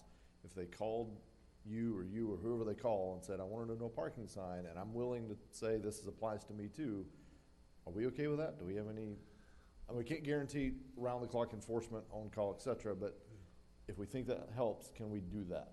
Can we offer that up to the community? Typically, Mayor, we actually reviewed it by engineering and police as well. And then also we would like to get the residents kind of like approval as well, because a lot of times what happen, if we install these no parking signs, I mean, one residents want them and 10 don't want them. So we looked in the past, this is when we established off-beach parking, to look at residence pass only. So I was gonna go there next, but let me And that takes, it just takes quite a bit of additional staff because it needs to be enforced, you know, issuing the passes and so forth, but it could be accomplished. I mean, you know, and I guess what you could do is you could do an overall system throughout the whole entire beach, you know, where it says no parking except for, you know, passes.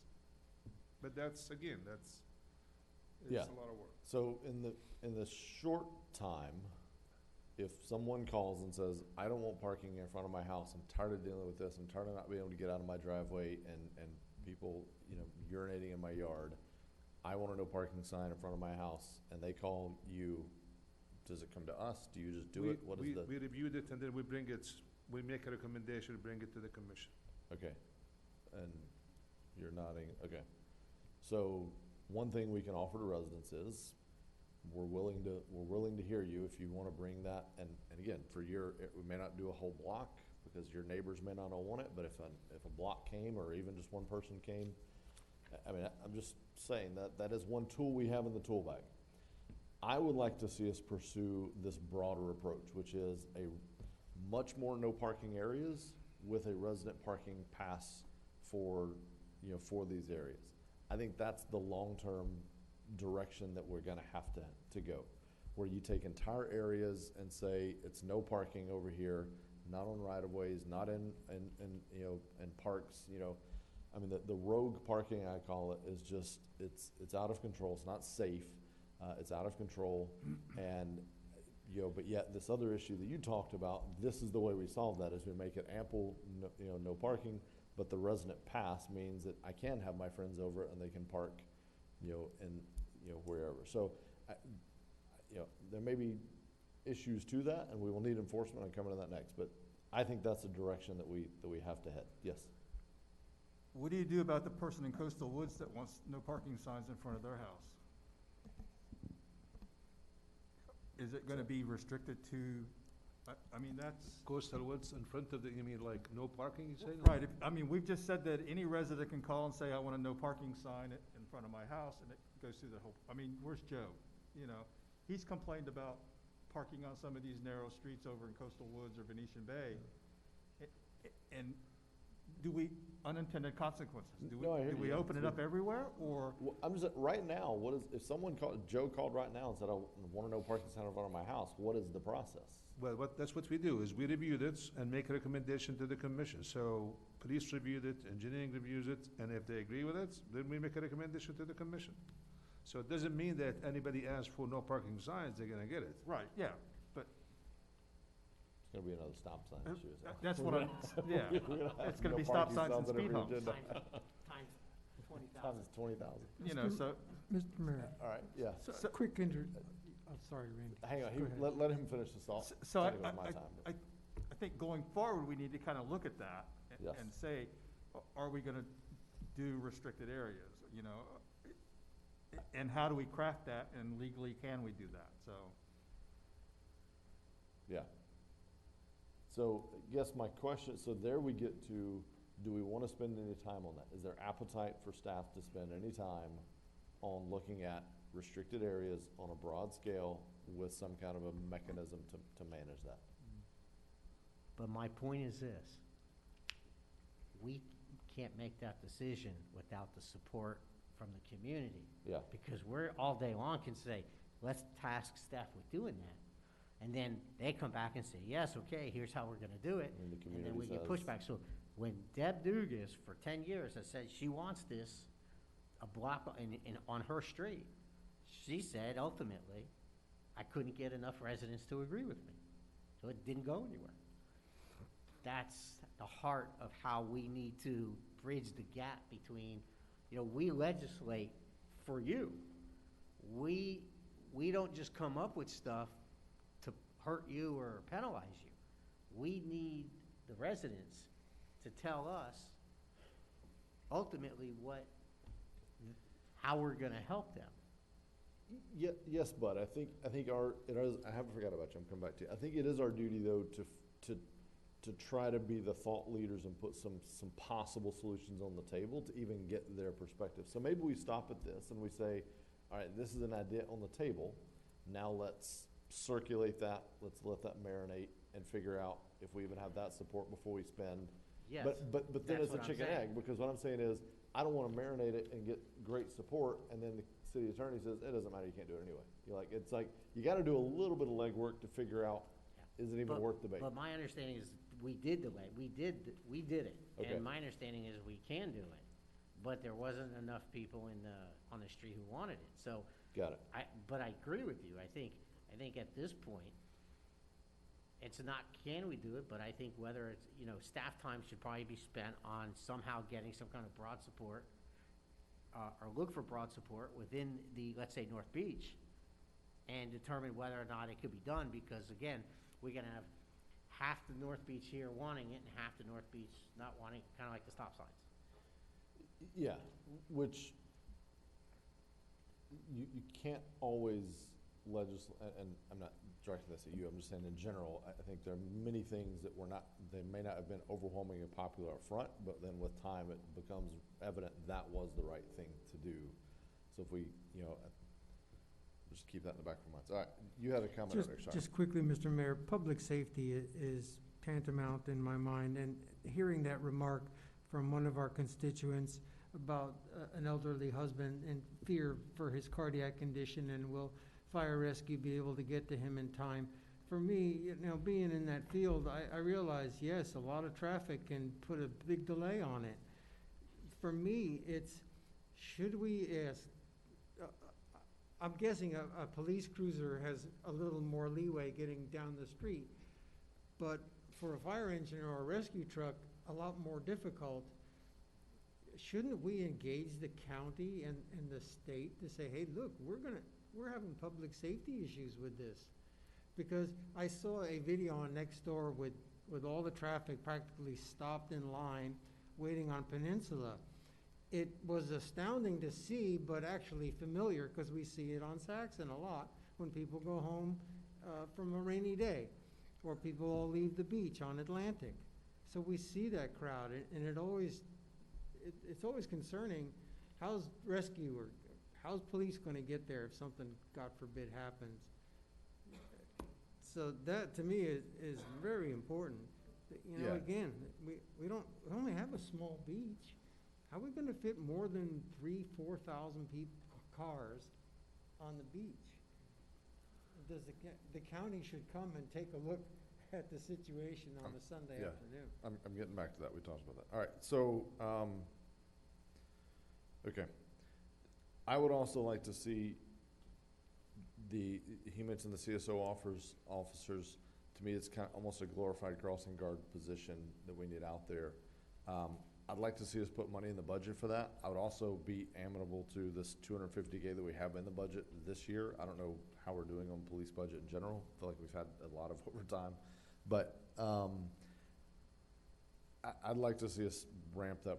That to me is the immediate solution that I think will make, you heard it from a resident today. I heard it from people that weekend that were literally emailing us saying they can tell when we have more boots on the ground in the community. But I know that we're asking our officers to be boots on the ground 24/7 almost on some of these issues. So I'd love to see us do that and even get creative on, again, does it have to be a fully sworn officer, or can it be, someone else? I mean, you put someone in a high-vis vest and give them, let them start directing traffic, and people are gonna follow them, and they just, maybe they're trained on de-escalation if something happens. So, I'm hoping that the commission supports that we try to put staffing towards this problem in the immediate, until we can figure out all this other stuff.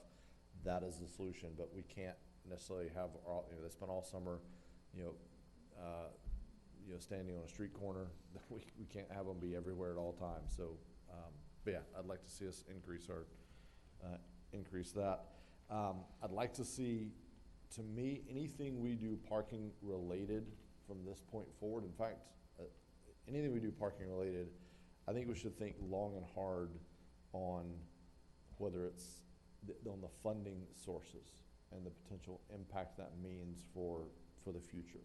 As the county grows all around us, and as there's even more, people think there's unbridled growth here, but as there's truly unbridled growth around us, we certainly, if we have 100% paid for it, we maintain a different level of control than if it's been partially paid for by other sources. So I would like to see us be very strategic about how we pay for all these type of things that we're talking about, because I would like to see us maintain more control rather than less. And lastly, I don't know the right venue. I have seen our new county chair and our new district rep be very involved. I've met with them several times. I've talked to them several times, not on necessarily any of these issues, a little bit. I actually have, Danny and I are trying to find a date where we can do exactly what I did last year, where he and I spend time on a busy weekend.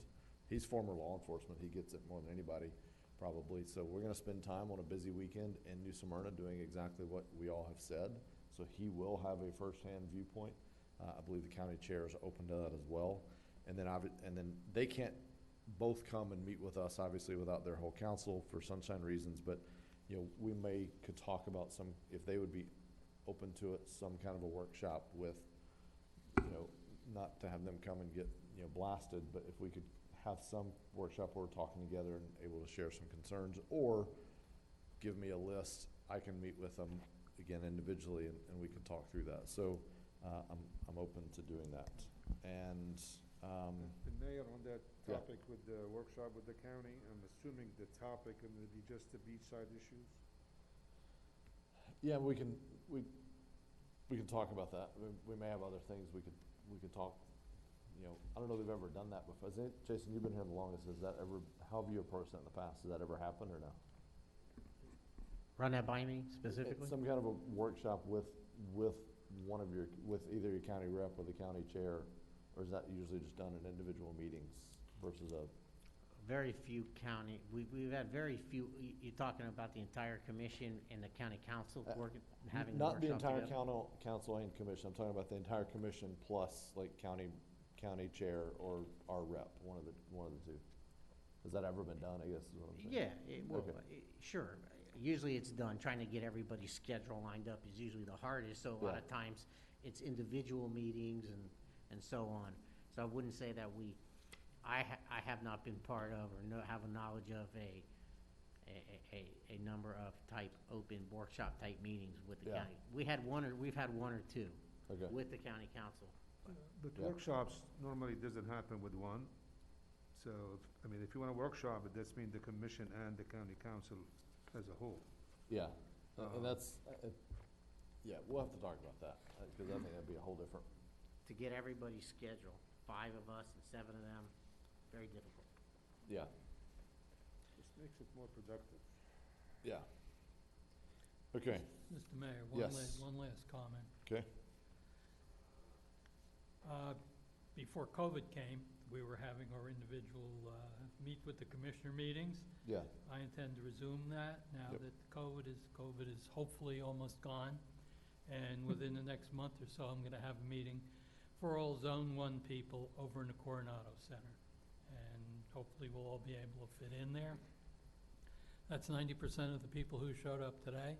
So hopefully some of the questions that we've talked about up here, they can relate to me and I can bring it to the commission. okay.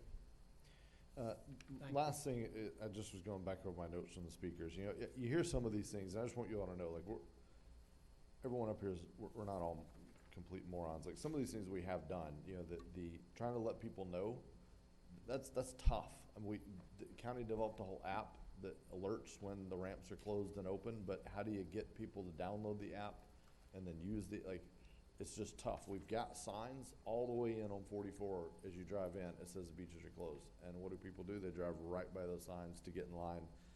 I don't know who sits in line for an hour and a half to get on the beach. I don't understand, but, you know, someone is doing it, apparently. So, you know, we've done the low-hanging fruit we're doing, but it's not, either hasn't been as impactful as you think it would be, or it isn't as easy as it seems.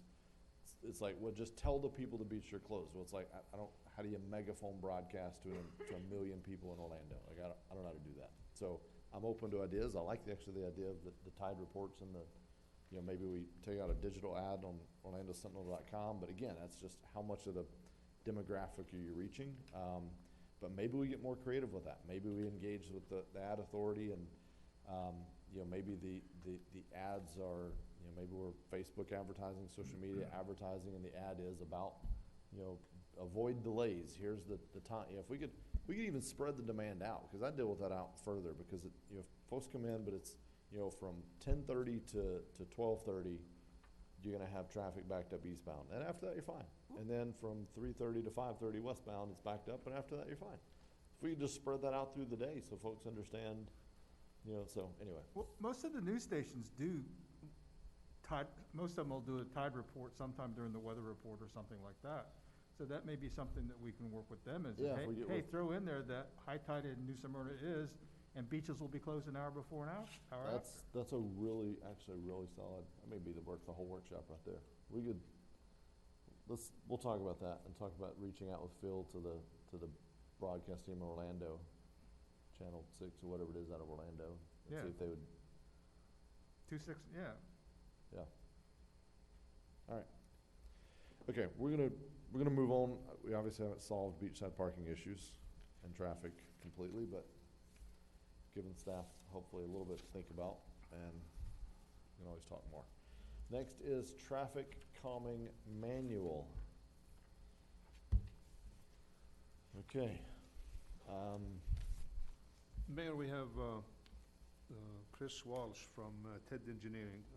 As you recall, we drafted the traffic calming manual some time ago, and it was missing few parts, and so the consultant has taken this. This is a draft form of the traffic calming manual. We're hoping as a result of this workshop that we could take back any concerns or comments and make the corrections and bring it back to the commission for final approval. So hopefully this will be a productive discussion, that we could take it and make any suggestions or changes to the traffic calming manual. Chris, if you could. Sure, yeah, Chris Walsh overview. with Traffic Engineering Data Solutions. We appreciate the opportunity to be here, without question. So what you have as City Manager was explaining is the draft Traffic Calming Program Handbook. And so the idea here naturally is to try and have kind of a formal system to address anybody's request for traffic calming. As people contact the staff looking for, speed issues on the roadways, volume of traffic or cut-through traffic issues on the roadways. How do you address those issues? I know working with you all, we've worked with you all on Cooper Street and trying to implement some traffic calming out there, and there's been some other locations where items have come up. And so the mindset here on this handbook is that as a request comes in, your staff, and there's a good outline in here on page 10. The mindset is as somebody, a citizen calls up and says, hey, I got a concern about speed or cut through traffic on my roadway.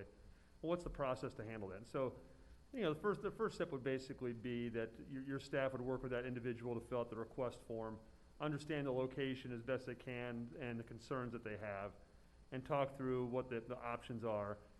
And so from there, the next step would say, well, is there something we can do with speed enforcement, a speed trailer, something more passive to try and address that? Maybe it doesn't require a full-blown study or something more substantial, and try and address it from that approach initially. And if you all are able to determine that that's the approach to go, then you all would go that route, and that's a low-cost, low-hanging fruit approach. If that doesn't turn out to be successful, and that's a subjective phrase, but if that doesn't turn out to be successful, or if it's decided that that isn't going to be the best approach, then the next approach would be that the city staff would work with this particular person that came up with the request to identify what they call the impact area.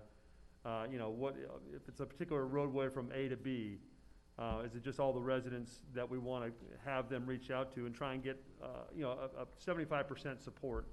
And some of these numbers you're going to hear, and is there scientific madness or method to all this?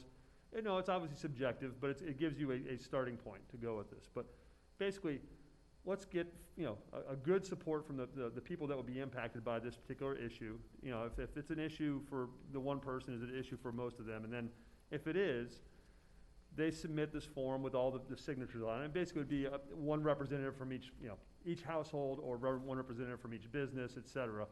And then once you got that, then you would move forward with the traffic calming study. And so that initial study would be pulling the data collection, looking at the speeds of the roadway, the volume of the vehicles on the roadway, crash data, and those kinds of things, to really understand, is it really an issue? One of the big things, example, is when we deal with speeds. The speed limit typically is within 5 miles an hour of what we call the 85th percentile speed. And so, at some point you go, well, is this really a problem going 2 miles an hour over? And if we get the data back, then staff will have to go, is this really an issue? Do we need to move it forward from there? If it's really determined to be, a problem, and when we do that study, there's a ranking criteria, if you read the draft, that says, okay, there's 7 different items in which when we look at this study, upon which we're going to come up with a score for every corridor and every request that comes in, that will tell us if it's a higher score, that corridor is going to be more of a priority for evaluating and looking at traffic calming measures than something with a lower score. And so the 7 factors that are on here in page 11 are traffic volumes, traffic speeds, cut through traffic, the crashes, schools, the proximity to schools, pedestrian and bicycle facilities on the corridor, and then just other considerations. Sometimes there's other items that need to be thought about in terms of are they important for doing the study.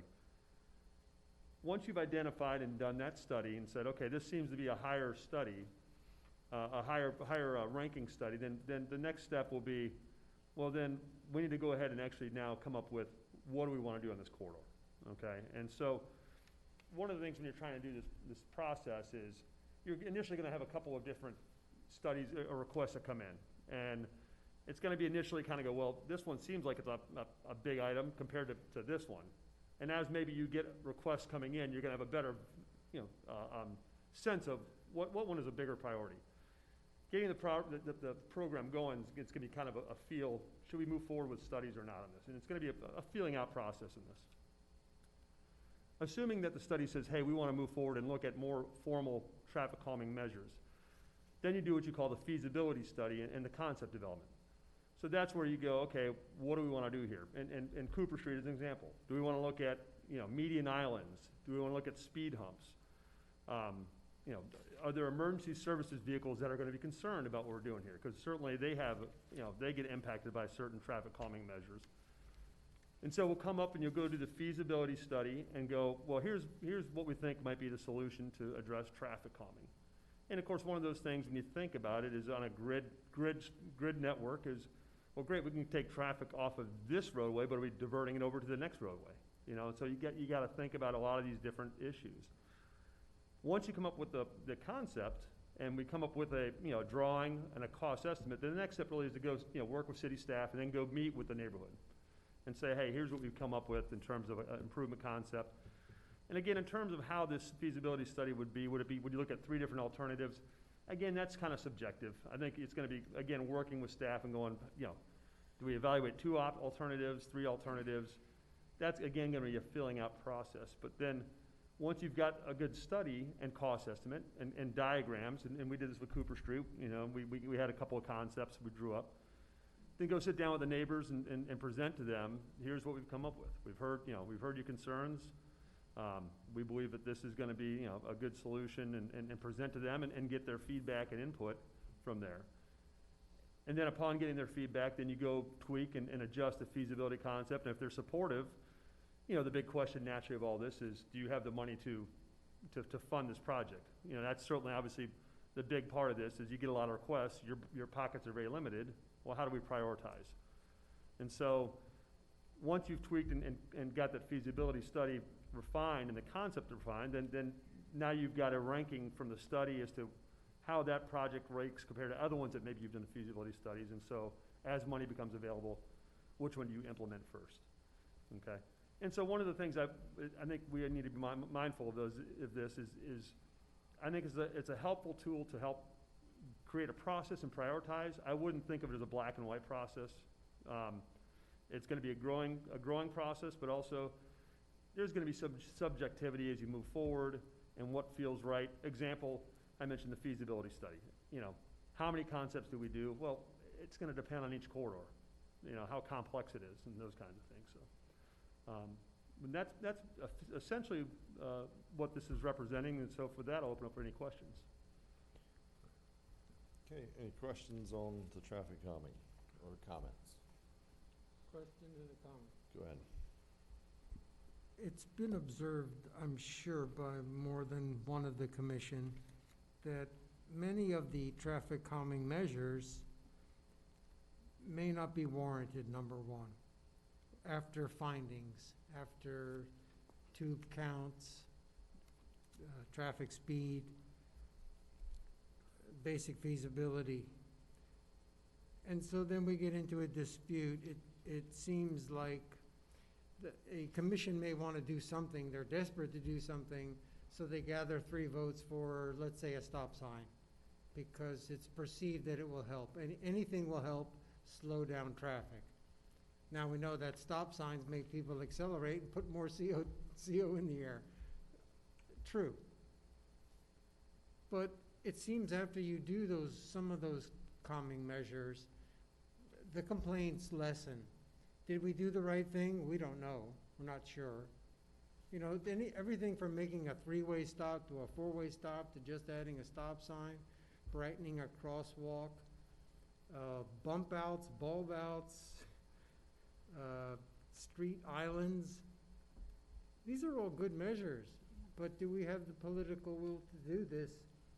Do you take on grand schemes? Like, we got a major problem in our whole city with traffic calming. It starts on Magnolia at 10th Street, and it goes all the way to Peninsula. And from the Port Orange line at 3 Bridges all the way down to Edgewater. And then, God forbid I should mention 44, which hopefully DOT will help us work on the timing of lights. But we got a traffic management problem. And I don't know, the people deserve better. I don't know how much more we can grow. Well, keep in mind, this is really focused on local streets and minor collectors. So it's really the lower speed, lower residential roadways. You know, I'm not even sure a road like, you know, Sugar Mill is really appropriate. That's a little bit more of a major collector by example, you know. So it's really the more local roadways that the homes front on that the people typically will have the issues. I hear you're saying about 44, and that's a whole different beast. But Yeah. but in terms of citywide, I mean, you know, and we dealt with Magnolia, right? And the question became, you know, well, are we pushing traffic from one road to the other? Yes. You know, who is the issue? Is it the people that live on the street? Is it not the people? You know, and you know, the chief knows, you know, when we did all the speed counts, all it takes is one guy doing 70 miles an hour to make it sound like everybody's doing 70 miles an hour, you know, or a couple of people. And it becomes, you know, every study is going to be different, and their issues are going to be unique. And, you know, to do a citywide study, I mean, that's, you know, you can do that. It's just, Yeah. you know, I think the mindset is your pockets are limited, and so there's a lot of people that raise concerns. How do you know person A's concern is bigger than person B's and person C's? And this is trying to create that process. And Yeah. If I may for today, we've got to, I know we got to cover a lot, but I want to keep it on this traffic calming is before us. We've talked about it many times. The goal is today is, do we push it over the finish line or not? This certainly isn't going to solve all the other issues we just talked about, but this has its role. So the question is, are there proposed changes to this? Are there concerns with this? Or do we have, do we want staff to put this on an agenda so we can get this approved? Not approving it today, but do we have any feedback before we would get this back to us for approval? So, other comments? I'll just say, I support it. I'd like to see us, we've got to start with something. Let's start with something that is a process. We can always refine this if we find it's not working, meaning folks are coming and we're not coming up with any solutions, but this at least gives us a flow chart to say, I got a call the other day from Riverside. They're saying, hey, you've pushed all the traffic over to Riverside. And so, I don't know if that's true or not. My first thing is, let's gather the data. And so this gives us a flow chart. They're on page 10 where we can say, if you think you have an issue, this is the process we're going to follow very systemically. So I like it. I say let's push it forward, and then we can tweak it, just like we did the truck routes. Let's give it 6 months. Let's give it a year. Let's give it 10 instances of trying it and see if it works. Other comments? Yes. That would be a great idea, unfortunately. If this was in effect, we never would have approved any of the stop signs and other speed control things over the last couple of years. Right off the bat, everything we did on Magnolia, which I don't have an objection to, would have been ruled out because it's used as an emergency route from Edgewater to come to the hospital. The rankings they're strenuous, if you want to use a word for it. They're hard to meet. Our traffic just simply isn't fast enough. I think we have to take a look at the evaluation forms so that we can truly meet the needs of our residents. Now, what I'm willing to do, in fact, what I've done, is I've marked up how we can adjust some of the evaluations to make it suit our needs better. I would ask our clerk to distribute these, and I really think these changes have to be put in. If we pass this manual, and everybody's waiting for us to pass this manual so they can get their requests in, is they're all going to end up getting turned down. And I don't think that's proper. Is this a template that's being, are these rankings and the points, is it adjusted for kind of our size and scale? Meaning, we didn't just rubber stamp this from somewhere where the speeds or the volume wasn't relevant to our scale. No, right? it's not rubber stamped. They're just copied from somewhere else. I mean, the ideas came from somewhere else, but we went through and kind of did subjective, looking at. Now, I think to the commissioner's point over there is the fact that, you don't have to have a bar set as to which road qualifies or doesn't qualify for traffic calming. It's more of, I think, just a relative comparison from roadway, from request A to request B. And so maybe you can get rid of, the 70 points is where it might trigger the traffic calming. You can kind of get rid of that, again, to try and keep it flexible. The evacuation route, I think, or emergency route, we can just leave that, again, as more of a consideration that should be important and not make it a black and white answer. I think trying to keep it more flexible is a better tool. Yeah, and I right. think that it's a little too stringent right now, and we Okay. have to make it a little more flexible. It clearly states, don't put in any stop signs to control speed or traffic, and we don't want it to say things like that. A lot of these. I'm okay with saying that. Excuse me? I'm okay with saying that. Big question, Mr. Mayor. With my background, I know that that doesn't stop traffic, but yes, people think it does. So maybe we should at least put some latitude in here. Yeah, okay, That's it. yes. A question for Chris. This manual is derived from the Federal Highways, MUTCD. Well, that's a different guidance document, because they don't really get much into traffic calming in MUTCD. But the one thing that certainly get into is the stop signs, by way of example, and whether or not those should be utilized for traffic calming. And the MUTCD is getting updated to make it even more clear that really that should not be used just for purposes of traffic calming. You know, it creates a false sense of the other motorists that come up to the stop sign, and people realize it's really not needed. And then also, you know, people will then speed up in between stop signs, kind of trying to make up time, depending on how they're spaced out. And people roll through the stop signs, recognize there's not gonna be any conflicting traffic, and so it creates different challenges. Have all these recommendations been vetted by common law, that they are lawful projects? You mean the different traffic calming devices? Yes. I mean, yes. I mean, you know, those come from a lot of different traffic calming guidance out there. Thanks. Other thoughts? Concerns, questions, comments? I'd like to read through it. I haven't had a chance to read it yet, so Okay. I just got it. Okay. All right, so read through it, let city manager know if you're comfortable with it, if you have proposed changes, let's get it on a future agenda with, you know, maybe the asterisks of, hey, so-and-so wanted this, he had some proposed changes, we'll just kind of put all that on the agenda and get it moved forward. All right, thank you, sir, thanks for being here. Intersection improvements at Flagler and Peninsula, we were given this, I don't know, Sharon, do you have this anywhere, or if not, can you just maybe go to? Yeah, we do. Okay, perfect, for the public's benefit. Brian, you're taking this one? Chris again. Here you go. Oh, sorry, go ahead. Pointer. Sure.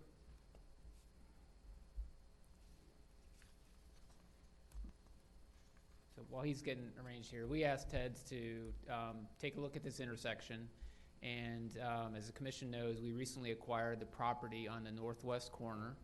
And so we asked Ted to look at what capacity improvements can we make, what are feasible, and there's really 3 of them here that he's going to go over. So take it away, Chris. Sure. Yeah, the big thing here is we went through this as a very cursory analysis. You know, we talked and to let you know, we didn't do actual field observations out here. We didn't get weekend traffic counts. We didn't get survey. We utilized aerial imagery and property appraiser information for the right-of-way lines. I can tell you, we do have one of our engineers, Mike Hale, is a resident on Quayasisi. He's been a New Smyrna resident for 20 years, so I asked him, you know, hey, what, you know, Yeah. tell me what you know, which he Yeah. knew a lot. He said this is a mess, but so what we did is we just, there's 3 main concepts here. There you go. So concept 1 is on the west leg, and this is really kind of a low-hanging fruit option that we identified. The existing left turn lane ends, you know, is transitioned somewhere, I think it's somewhere around this area. And then you have gore striping in the middle, so, you know, the mindset was, well, we could easily just restripe this section to make this left turn lane longer. You know, from what I understand, the left turn queue is not really a problem where it's backing out in a through movement, but it's just one of those, if we can create additional capacity and get the left turns out of the way of the through vehicles, why not do that, you know? So that one was a fairly straightforward option. I know, you know, the city engineer and Brian, we talked, you all gave information that there was previously trucks would load or unload on some of the sections of this road, but I think there's an ordinance now that restricts that, I think, on Flagler. And so that doesn't change any signalization requirements, it's just simply a restriping exercise. So, any questions on that particular one? Yes. As an example, on 3rd Avenue, turning northbound onto Peninsula, we expanded that, or DOT expanded that turn lane Now that turn lane is full during the weekends and holidays, so I wonder, are we creating bottlenecks by doing that? I was concerned about the purchase of that property, but looking at the turn lane heading north onto Peninsula, are we just queuing up more cars? Is that beneficial? I mean, you all will know better than me if that, you mean that actual eastbound left turn lane to go north? Yes. I mean, in your experience, is that really a problematic left turn, even with today's left turn lanes? It is? Does it back out into, so I mean, you're gonna create additional capacity. And number one, it gives you more room for queue. Number two, one of the things that these turn lanes do, and they're designed on DOT, is as a car is coming down here, they have the ability to get out of the way of the through vehicles and decelerate behind the back of queue. So it just gives you more option. I mean, at the end of the day, you're only going to have so much traffic that can come over the bridge. So, and certainly I think the majority is probably going through than making a left, and it just gives you more. Why not take advantage of that extra space? I don't imagine it really opened the floodgates at all. To basically get cars out of the way. I mean, Right. I'm not rebuffing it. Correct. Is it To get them out of the way, and also to get them out of the way, and there's also, by way of example, if there's a through queue, okay, and it's backed up, and this car is unable to get to that left turn lane, then they might miss a cycle length if the left turn cannot get around the through queue. So it's those two things. It allows the left turn to go ahead and get around a longer queue, but it also allows the left turn to stack up longer so it's not backing up into the through movement. Okay, so it really is two benefits. And then also provides the additional location, like I said, or length for a motorist to transition over into the left turn lane and then decelerate versus decelerating in the approaching through lane and then getting over. One of the things we deal with the DOT is that the turn lanes are made up of two things. How much queue you need to accommodate, how many cars you need to stack, and how much room you need for the car to decelerate to stop to the back of the queue. And that would allow that more readily. Thanks. Okay. All right. Any other questions on concept one? Okay. Concept two. So concept two, I'm sorry, Chief, we should be wearing some shades over there, this laser. Blind the laser with the Concept two here. So basically, as you know, the north and south approaches are single lane approaches, and you have single lane departure lanes. And one of the challenges you have out here is the signal is split phased. And that means that when you have the light turns green, northbound goes first, and the southbound traffic is stopped, and then the southbound will get the green after northbound. And that's what we call split phase, and it's fairly an inefficient signal operation. And there's also pedestrian implications as well that causes it to be inefficient as well. I talked to the county traffic engineer, and I think the reason it is that way is, as you all know, you get a single left turn car that can't turn left, he's holding up everybody. And so by split phasing it, you allow that whole northbound movement to keep moving and flowing. And same with southbound. So really, the other challenge too is that if there is a left turn movement, well, if you have a northbound left, if there's a PED crossing on the west side, okay, that lower left may get a gap in traffic. Hey, I can finally turn. Well, if there's a pedestrian crossing, then he's got to wait for that pedestrian as well. So that's where the challenge lies with the left turn movements holding up the throughs, and then also you have the pedestrian conflict as well. So the question becomes, how can we try and address that?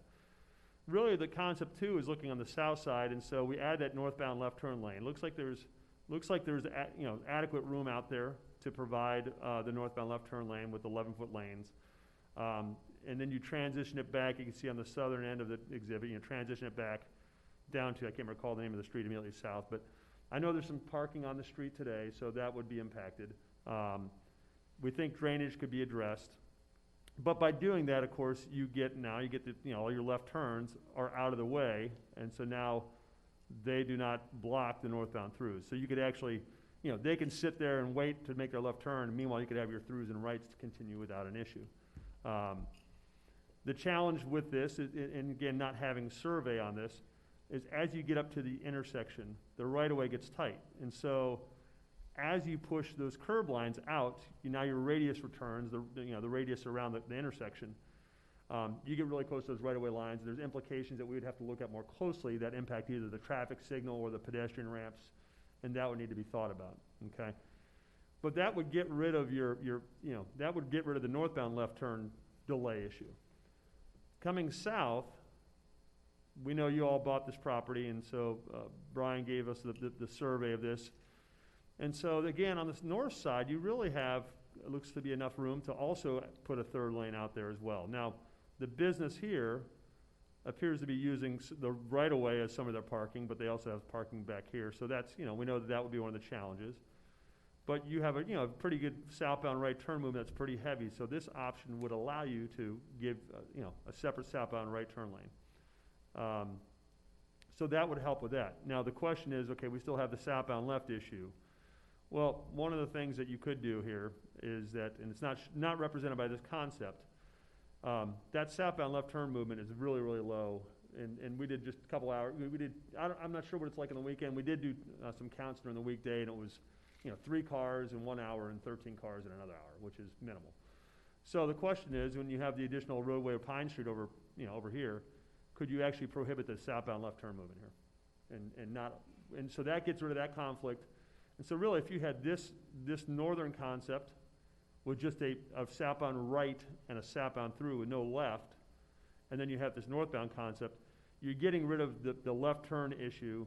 You could just get rid of the split phase, which would allow the intersection to operate efficiently. I just ran the analysis on weekday numbers. I don't have weekend, and I think that's one thing we have mindful. Weekend numbers, I don't think we're going to fix it. It's going to be, how can we just make it better? But that would allow that intersection just on a weekday operate at half the capacity it is today. And so also by doing that, you'd run the signals simultaneous, and so the pedestrians would go simultaneously also. That's one of the issues with the split phasing, that if someone wants to cross the street over here, they got to hit the button and it goes with the northbound, and it holds them a little longer. And if someone wants to cross the street over here, they hit the button and it holds the southbound direction, and it goes a little longer. So if that happens on the same signal cycle, that whole side street eats up a lot more green time for that whole signal. So this is, again, we think drainage we'd be okay out here, but again, we're getting tight. Having the property over here, we would probably impact the traffic signal over here, and so that would be a cost. Usually a mast arm, those are $50,000 or so just on the mast arm itself. But that's, and you have a little bit of what we call an alignment issue because of the way it's situated, that, this through lane is not directly aligned with the departure, so it's a little bit of an offset, but I think, again, the cars are going so slow that deflection across the intersection would not be an issue. So with that, I'll open up for any questions. Okay. Mr. Colodi. So going southbound on Peninsula is where the real problem lies right now. Do you believe there would be the ability to make a right on red there based on the configuration in the other buildings? I didn't look at that. I didn't include that in my analysis. And so, hang on real quick. if it's, hang on real quick. You said going southbound on Peninsula? yeah, you're saying this right here because of this building. Is that what you're saying? Yes. And so, well, here's the deal. Yeah, If it's allowed today and it's not a problem today, we're pushing that right turn out further. So it should be a better situation than it is today. But you could, two things you could do. You could restrict it, but you could also allow, when the eastbound lefts go, that they get a separate signal for the southbound right at the same time. So that would allow that to flush that out a little bit better. Okay, I don't want to restrict it. I want it to be as free-flowing as possible. Sure, but if there's you a site, yeah. gotta remember, you were mentioning the cost of the mast arms and everything else that goes with it. We spent $1 million for this piece of property. So we should maximize it for the traffic turning, which is what we want to do. There's drainage out there, there's lights, there's poles, there's everything in the world that's going to make this not a cheap change, but it's going to, I don't know if you were here when you heard all the people talking about the traffic. This is going to make their life much better. So if it is a little more expensive, we do have property to use there, and I want us to use this. I don't want you to cheapen your approach because of that fact. We got the right of way. I think we should use it. So, but I like the concept. The concept A is probably a good idea. Concept B is a great idea. And concept C, if we can just maximize that part of it, that would be good. Even if it, I don't even know if any merge extension onto going up towards the bridge would help those right turn lanes. But as much as we can free that up, I think we should.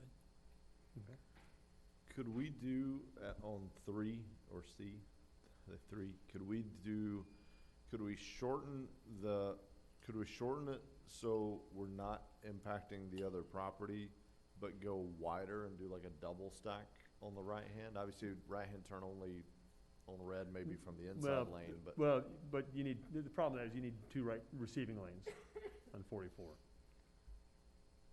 Yeah, Couple, you're couple, right. couple. Yeah, you're right. Yeah, and the other part too is, But could I- we, it'd probably take, I don't know what, 2 or 3 cars then would block it. So that becomes the other challenge. So they would, Yeah. so that's the balance you gotta deal with is, at least getting it back here gives the ability for the right turners to get around a little bit more of the queues. If we restrict it down to where this property line is, then it may not, yeah, the I get it. benefit may not be achieved as much.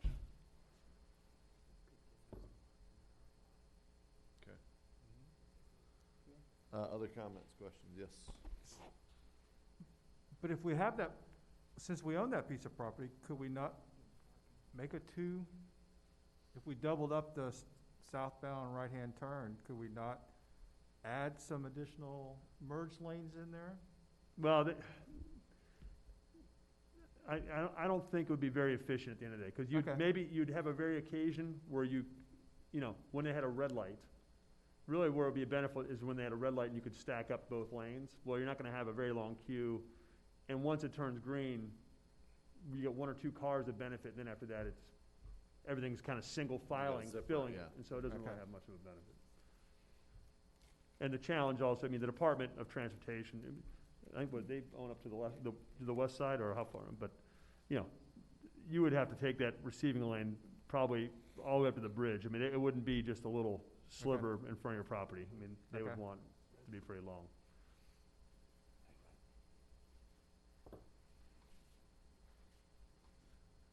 Comment, question? No, it's gonna be very expensive, but it needs to be done. I think we've done a good job trying to hash this thing out and getting the best we can out of the project. So, it is what it is. Well, but it's my understanding that the piece of property next to the one we bought is also for sale, or could be for sale. The next to the one back? No, the one to the west. The Right one there? to the west, yeah, that one there, Paradise Restaurant? yes. I guess it used to be the restaurant, I don't know what that does for us, though. the Norley. Yes. That's a, It doubles up that turn lane. but then you get the merge backing up from you get it backing up from the merge, and then, I don't know, you take an already expensive project and make it Yeah. You're double gonna have to move the expensive. control box and maybe move utilities.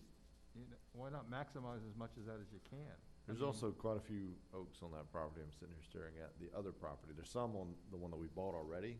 If we go double stack in, there's an oak,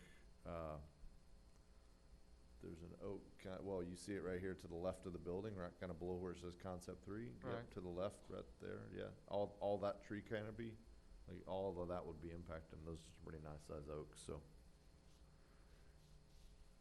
But one other thing, there could be an interim solution to see how it will work, which would be if you were to restrict just under the existing geometry. So disregard this, just the existing geometry today.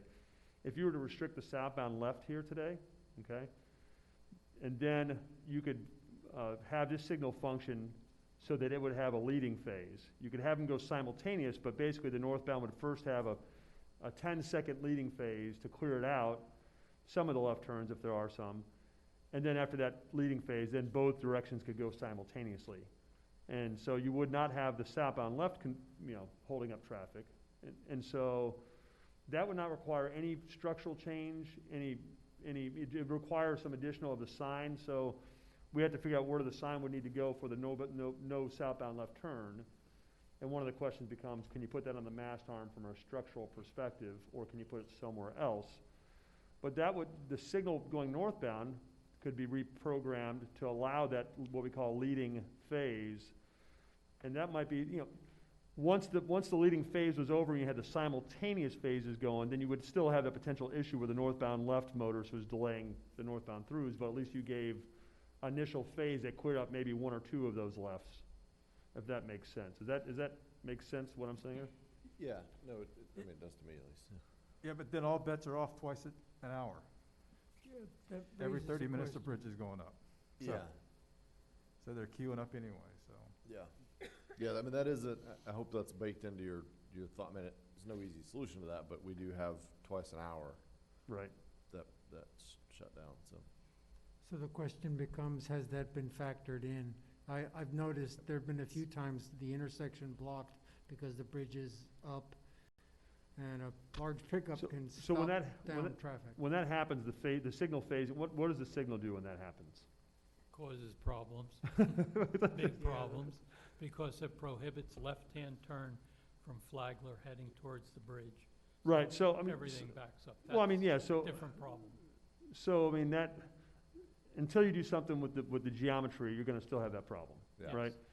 But this would allow, obviously, the left turns at least have some stacking of, 8 vehicles or so, 6 to 8 vehicles, that they could sit in here and not impede operations, and same with the southbound rights, that they also would be out of the way somewhat. I mean, the bridge is gonna wreak havoc no matter what, but that would lessen the blow and allow at least some cars to at least get around before it all gets blocked up. So could we take concept 2? Could we not take it all the way back? I'm sitting here on Google Earth while you're doing that.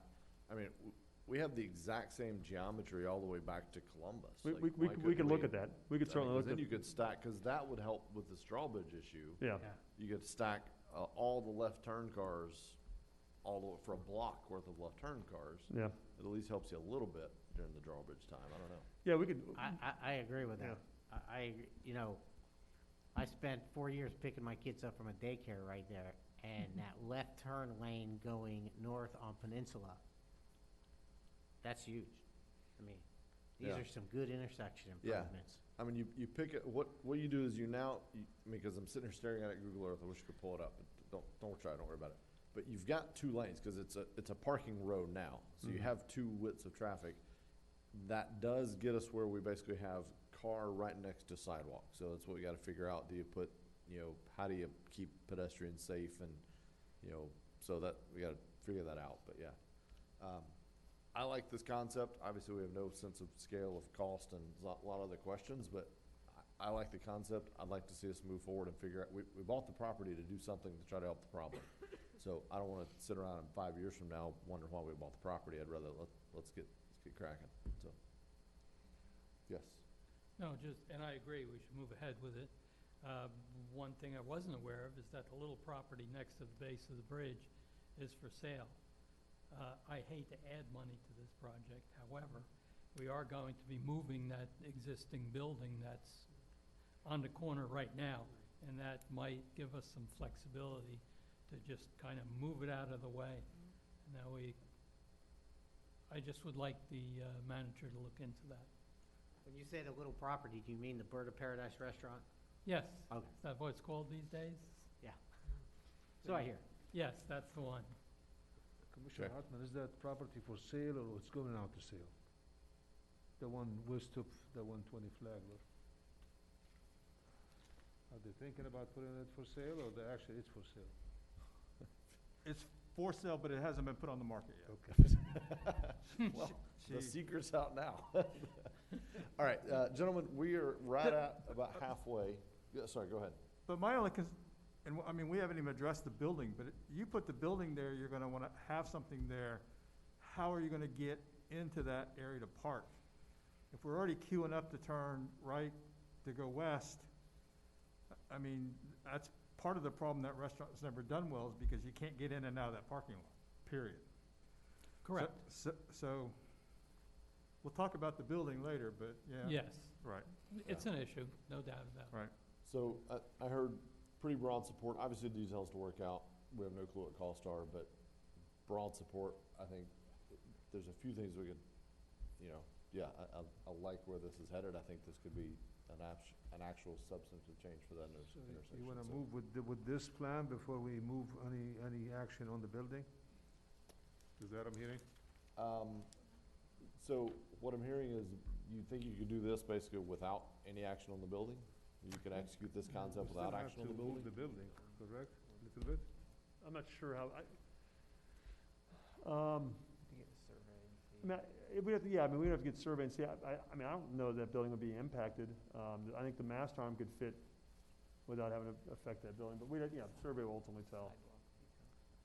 Yeah, well, is there sidewalk on the west side? Well, we want to have a sidewalk there, so we'd have to Yeah. look at it. I think we We got have the to move information we need to move it forward, though. Yeah.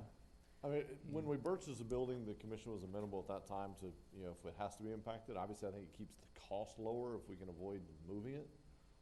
And, all right, let's take a quick break. It's 3:34. Let's come back at 3:40. The good news is I think the last few items will be a lot faster than these first ones are probably the meatiest of them all. So, but we'll come back at 3:40. 3:40.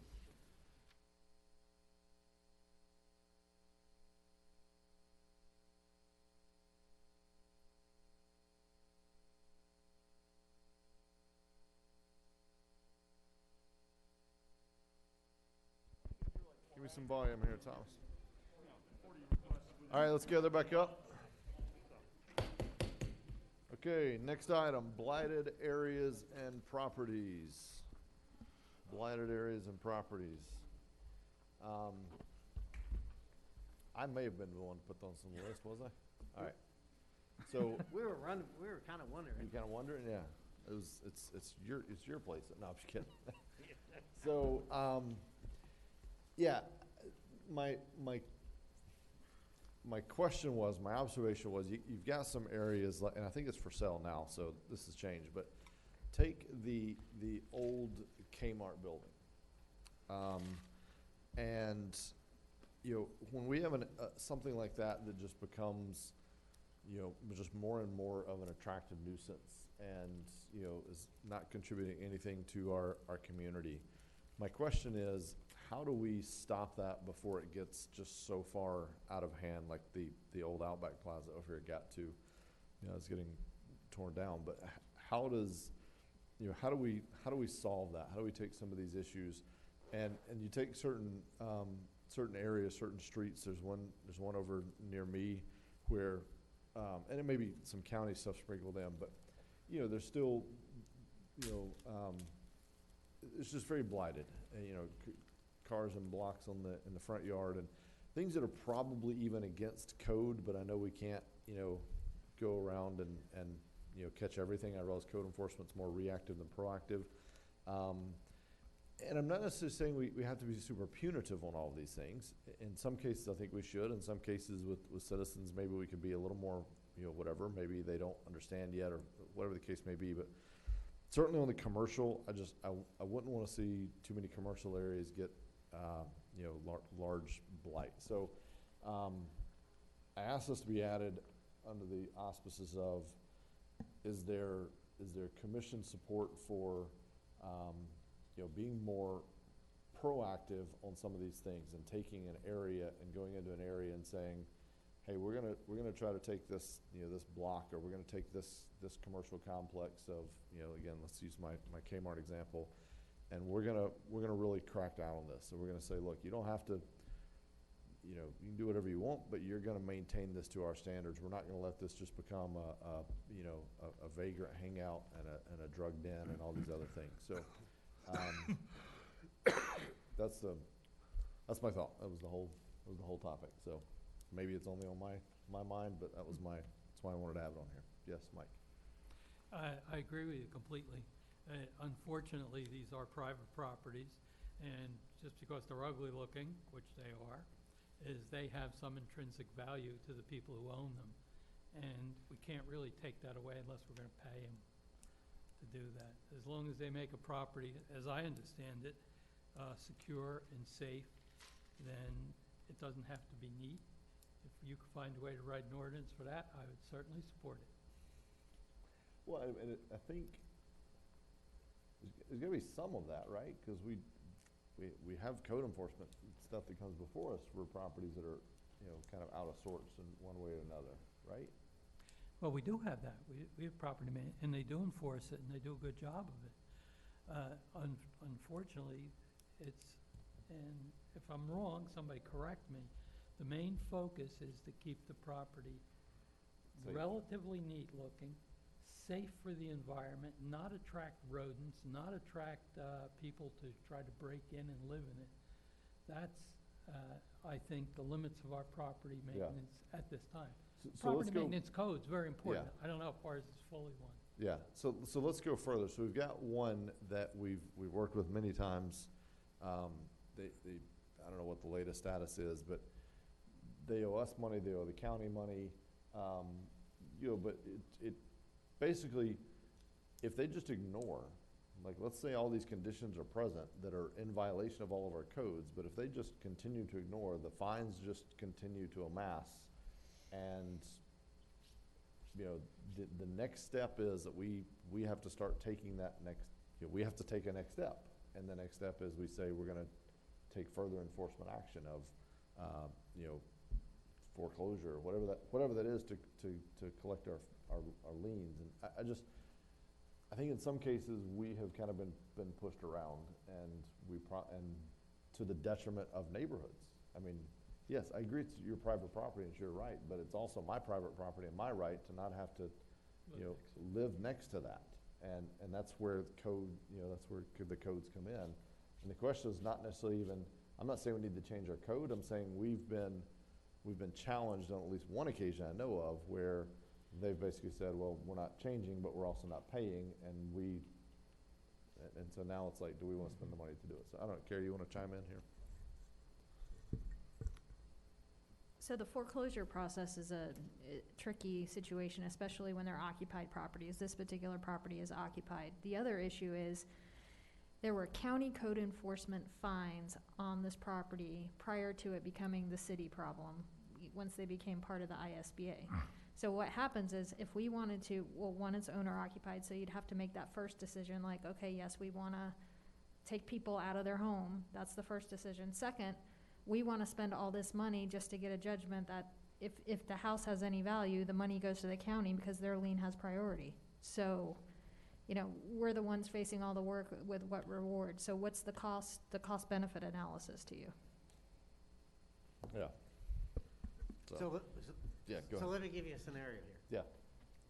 What if I told you that there was 10 businesses on the same street in a small square in a relatively small area that did nothing but house drug addicts, drug dealers, junkies, prostitutes, constantly creating criminal enterprises for the past 30 years? You know exactly where I'm going with this. The motels, they have no viable business model. They have been nothing but resource suckers from our police. And the million-dollar question is, I agree with you 100%. And if somehow we can decide today that there's a way to solve that problem, I love you. But between city managers, police chiefs, fire chiefs, lawyers, there doesn't seem to be any real way to be able to truly just stop it from happening. And on the residential side, I have a problem on Kennard. I would recommend that each one of you take a quick drive to Kennard Street and see this house, which defies logic in terms of it being a code enforcement No, that's a different property. I mean, that's, our code enforcement seminars deal with hoarding. It's a mental health issue. And so citing them and cleaning up the property is just a Band-Aid unless you get to the mental health aspect. Yeah. And that's not within the purview of a code enforcement officer. Sorry, I don't want to cut you off. So it's a different, that's not the same one, right? Yeah, Kennard. no, Okay, that's different I'll look at property. Kennard. So I would love to, and code enforcement would be the natural avenue. I've heard all kinds of certain remedies. Fire can go in and do fire inspections, and we can tag them up on all kinds of fines. But this problem has persisted both residentially and commercially for decades. It's not unique to our community. So, Mayor, I would love to find an answer to that. And I'd be pretty aggressive on supporting anything I can to get that accomplished, but I don't know how we do it. So let's take this one very specific example then. Let me go with this one. So the one very specific example is where we've done everything we can.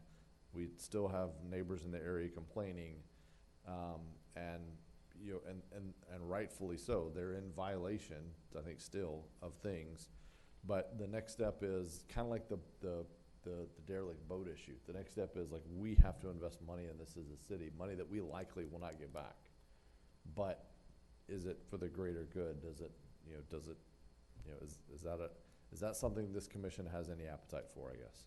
And so that's a very finite issue. And then the other end is like, take the Kmart building. Is there any recommendation from staff? Is there any tool that you all need in the tool bag to take a building like that and make sure it doesn't get, is it in compliance with everything as of today, or are there things that we could, are there certain standards we could put on the books to make sure we have the ability to say, even if it's an abandoned building in our community or non-functioning building, a vacant building rather, it still has to meet a certain standard? Basically, there's a commercial property ordinance. There are certain standards that it has to meet, but as Commissioner Colodi mentioned, the main thing is they have to keep the property secure. The doors have to be secured. The windows cannot be left broken, but they can basically board up the windows. Yeah. There's nothing in the ordinance which we probably could look at and maybe try to change it and make them come in and meet a certain standard of you have to keep the property painted, maybe, maintain the paint. There's an international property maintenance code about chipping and peeling paint. We go that route. The biggest problem with the commercial ordinance is it states right in the ordinance you get 90 days on a commercial property. It doesn't take 90 days to paint. It doesn't take 90 days to do your landscaping. So one thing that could be changed there is possibly cut that time down. And another thing that we run into, and this isn't just commercial properties, this is any property owner that really wants to butt heads with code enforcement, is they learn the system. They know that I only have to go in there and secure this door and fix this window and make sure that there's no debris laying around. They go do that. They get a notice. They go do it. 2 months later, we're getting the same complaints. The door's been pried open again. The same type of thing keeps repeating. But they know that if they comply within the time that's specified in the notice that they receive, they're done. And unless it reoccurs within the time that we give them, then it doesn't go to a board. If it would reoccur within the same time that we give them a notice and you're coming to this code board on this date, if it reoccurred within that time span, we can keep them on the agenda, but they learn the system, they learn how to skirt the system, and you can't change people. Yeah. Okay. And to be clear, I think the 90-day thing, it doesn't take 90 days, but it can take 90 days to find the funding, to find the person, I'm not saying we necessarily give less time for especially active commercial, but, yeah, okay. And maybe there is no easy solution. I just wanted to talk through it. I've brought it up with staff many times. I usually run into this wall of like, well, it would take funding to go to do this next step. Or are there other things that we should have on our book? I don't want to become too whatever. I don't want it to become where we're not, friendly, especially to me, there's a delineation between someone that's, occupied and trying versus vacant and doesn't even live here and they're not trying at all. And they're letting it be demolition by neglect. And that's kind of the delineation. Take the Burger King. They haven't mowed the grass since they closed the doors. Yeah, great example. There's dead limbs hanging from the trees. Exactly. There's people who park there all day. That's another property that we have dealt with, and again, they move forward, they mowed, they boarded up what needed to be boarded up, and then they submit a site plan. So then, once they submit a site plan, a lot of them feel like, well, we don't have to maintain. I just had this conversation for someone that they have some vacant land, they're gonna submit site plans for a single-family home. we cited them for nuisance, and her argument to us is, well, I'm gonna build a home, I'm getting ready to submit a site plan for a single-family home, why do I need to mow that? Well, because you have neighbors that don't wanna look at your grass that's already knee-high. And another thing, just, Gary and I had a conversation earlier this week about, we're gonna look into this, in our ordinance for code enforcement, we can write citations. So Gary and I had a conversation this week that maybe we should look into writing citations when we go out. And a perfect example for this would be, we have a landlord that recently we made access into their home, their rental property, because a tenant called stating that they were having plumbing issues. The landlord's way to resolve it was to let the tenant out of their lease, and that tenant will be gone, and I'll bring in a new tenant, but I'm not gonna correct the violations that code enforcement wants corrected. So if we start using citations when we go in there and we go to properties such as this, we can go to the landlord or the property owner and say, okay, here's a citation. You have 10 days to fix this. If not, then you either fix it or pay this $150 or something to that effect. We need to come, our current ordinance doesn't have like a fee schedule, so I think one of the things that we would like to look at is look at this ordinance a little bit closer, come up with a fee schedule, and maybe use that as a tool, and they would still be able to have the opportunity to come to a hearing if they so choose to come to the hearing instead of pay this up front, but make a tool like that it might force them a little bit quicker than waiting, because a lot of times we send a notice, you get a notice at the middle of the month. Well, we're working on our agendas in the middle of the month, so Yeah, you automatically okay. have an extension of 30 days or more because of the time framing that we're citing you for your violations. Yeah. So Okay. this might speed up compliance with using citations. So it sounds like there may be some opportunities to take a look at the ordinance, see if we can tighten some things up. My general stance on code enforcement is, I think if it's an occupied property and the person is working with us, I like to be the positive partner. If it's an occupied partner, if it's an occupied property and the person's a frequent flyer, repeat offender, whatever, I change, my mentality changes. If it's a vacant property, the person doesn't live here, the Burger King is a good example, has kind of no vested interest in our community, same kind of stance. And I know we can't write laws that way, but I'm just saying, that's kind of my general flavor is. And the vacant property registration helps us with the vacant properties, because when we are out doing inspections and stuff and we see vacant properties, we notify the property owners of their vacant property, and we have a vacant property registration. So when they submit the registration, that gives us information on who's ever managing their property for them locally. Okay. And so that does help us with contact information on vacant properties. Okay. And some of these other issues are the ISBA, Yes. because they're restricted to the county's ordinances and the county's nuisance so where we may have a stronger ordinance that says you can't do X, Y, and Z, the county's is more laxed.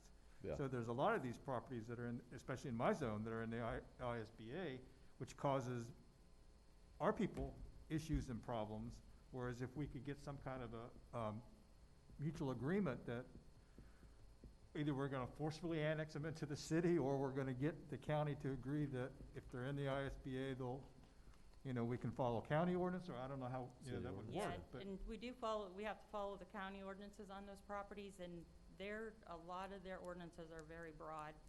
You can have trailers parked all over. They don't have a limit on recreational equipment that's stored on their yards. We have the International Property Maintenance Code, which also enhances our city codes. The county has not adopted that. So Yeah. we okay. can't even have somebody in the county fix a fence. They have nothing that regulates a dilapidated fence. Yeah, okay. Commissioner Clody. On residential properties, when a tenant moves out, a new tenant moves in, does the landlord have to get a continued certificate of occupancy? What was the last part? I'm sorry. Does the owner of the property have to get a continued certificate of occupancy? No, we had this conversation actually yesterday. Once they get a certificate of occupancy, it's good it doesn't change anything. It's my understanding that that certificate of occupancy is good until Forever. it changes hands, I believe. Yeah. Right, well, I think that if we made that change in the ordinance, that would solve one of your real problems. Another thing that we discuss for rental properties is coming up with right now, the property only is inspected when you initially get your business license for a rental property. It's inspected one time. Something else that we've discussed recently is possibly coming up with another tool to get us in there, whether it's every other year but find a way to get back in the properties, because what we run into a lot, the tenant contacts us, they're either in the process of getting evicted or they're let out of their lease, then we have no access to that property because the person that originally allowed us in there no longer lives there. So the landlord's not gonna let us in there 9 times out of 10 because they'll let us in if they fix stuff, but if the property's still in the same condition, they just walk away. Yeah. Right, does the smoke detectors, they have to be checked out on change of tenants? The smoke detectors are part of the initial inspection, and the only way that we know they're not working or if the fire extinguisher or anything like that has been removed is if a tenant comes to us and complains. It seems to me that would be very important if we could implement continued certificate of occupancy whenever there's a change of a renter. That would solve the problem of, them just finding a way around the issues. In that specific kind of case, though, but that doesn't, in that specific kind of case, but that Yes. doesn't really get to the issue of these big blighted properties. No, what it Yeah. does, it helps out with bringing properties into Yeah. compliance and not giving them an out to solve that. All right, I don't want to get hung up on this one, and since I brought it up, I will expedite it. So I've heard some pretty broad support. I think if staff had some recommendations, they wanted to come back and again, this I think is an area you can go too far really easily. And so I just want to make sure we walk a pretty fine line of where folks don't feel like we're, and I'm much more concerned with the 50-foot view, meaning as I drive by the property, how it looks from 50 feet. To me, what's going on inside their property or in their backyard, like that's all this is America, Right. so that's kind of on them. This whole notion of renters and it's commercial like that, I know that's a different stance and there's some public health type issues, but so I'm more worried about, to me, your private property rights to the extent what you're doing on your property starts impacting my private property, then all of a sudden that's when I feel like that's our role here. And until then it's your private property. So if there's things we can do to enhance this, I think you've heard that there's a little bit of an appetite. So not a top priority for staff and, work through Kyle and whoever your leadership is. But if there's some ideas you want to bring back to the commission at some time in the future on ways we might could address this, that's fine. Formula business rate, thank you, Barbara. Formula business regulations, I think this was also mine. This is, I don't know, the 40th time I've thrown the agenda. Carrie laughs. So the point today is, it has basically been explained to me, and so I just want to clear where we're all at with that. The only kind of path forward for this is if it's tied to where we're at, if it's tied to a historic district that is on the books. So my question is, I asked Carrie, I was doing some more reading, I'm passionate about this thing. I was doing some more reading, and there was this notion of, could we do a temporary moratorium while we figured this out? There was another city in Florida that said, hey, we're worried about this, we're worried about it kind of catching, getting out ahead of us. And the problem is, if you have too many things pop up, all of a sudden then it's hard to change because people will say, wait a minute, you allowed X, Y, Z, and so you can't stop it now. So Carrie and I had a conversation. I wanted to just kind of let her bring us all up to speed on, it doesn't sound like we can really do that because that also would have to be tied to the historic district that we would need to have in place. So we could put a moratorium in place, but it really would be effective nowhere because we don't have the right historic district stuff in place yet. Is that an accurate statement? Yes, I've given it more thought since we talked, and, you know, on one hand, you could potentially try to limit the scope of what those boundaries would be, but my concern with that is based on the update I read today on the progress of those districts. I'd be concerned with the validity of it. Yeah. Okay. So just to be clear, and here's my ask of the commission today is, I'm passionate. I believe that we need to have a formula business, specifically formula restaurants. It's not so much retail and other, retail to some degree, but professional businesses, an eye doctor chain, eyeglass chain, those aren't as big of a deal. Restaurants are where you tend to see this enforced. I'm passionate that I believe Canal and Flagler, literally just those two streets from the river, or from US 1 to the river, and from, Peninsula to the ocean, I think we should have a rule that says in New Smyrna, there's limitations on what can go there. That doesn't quite line up with the historic district, I know, but that's my vision. But if I'm a lone voice in the wilderness on this, then I'll quit bringing it up. So I just want to run down real quick and get everybody's thoughts on, if that doesn't have support, then I'll quit bringing it up. And we'll just, it is what it is. But if I have support, then I want to talk more, not today, but we'll talk more about the HBC and that process and where we're going with the historic district. So it's Pandora's box in it. Well, but yeah, yes. just try and start off here. Yeah, really brief. I'm going to I'll try and be click along brief on also. these.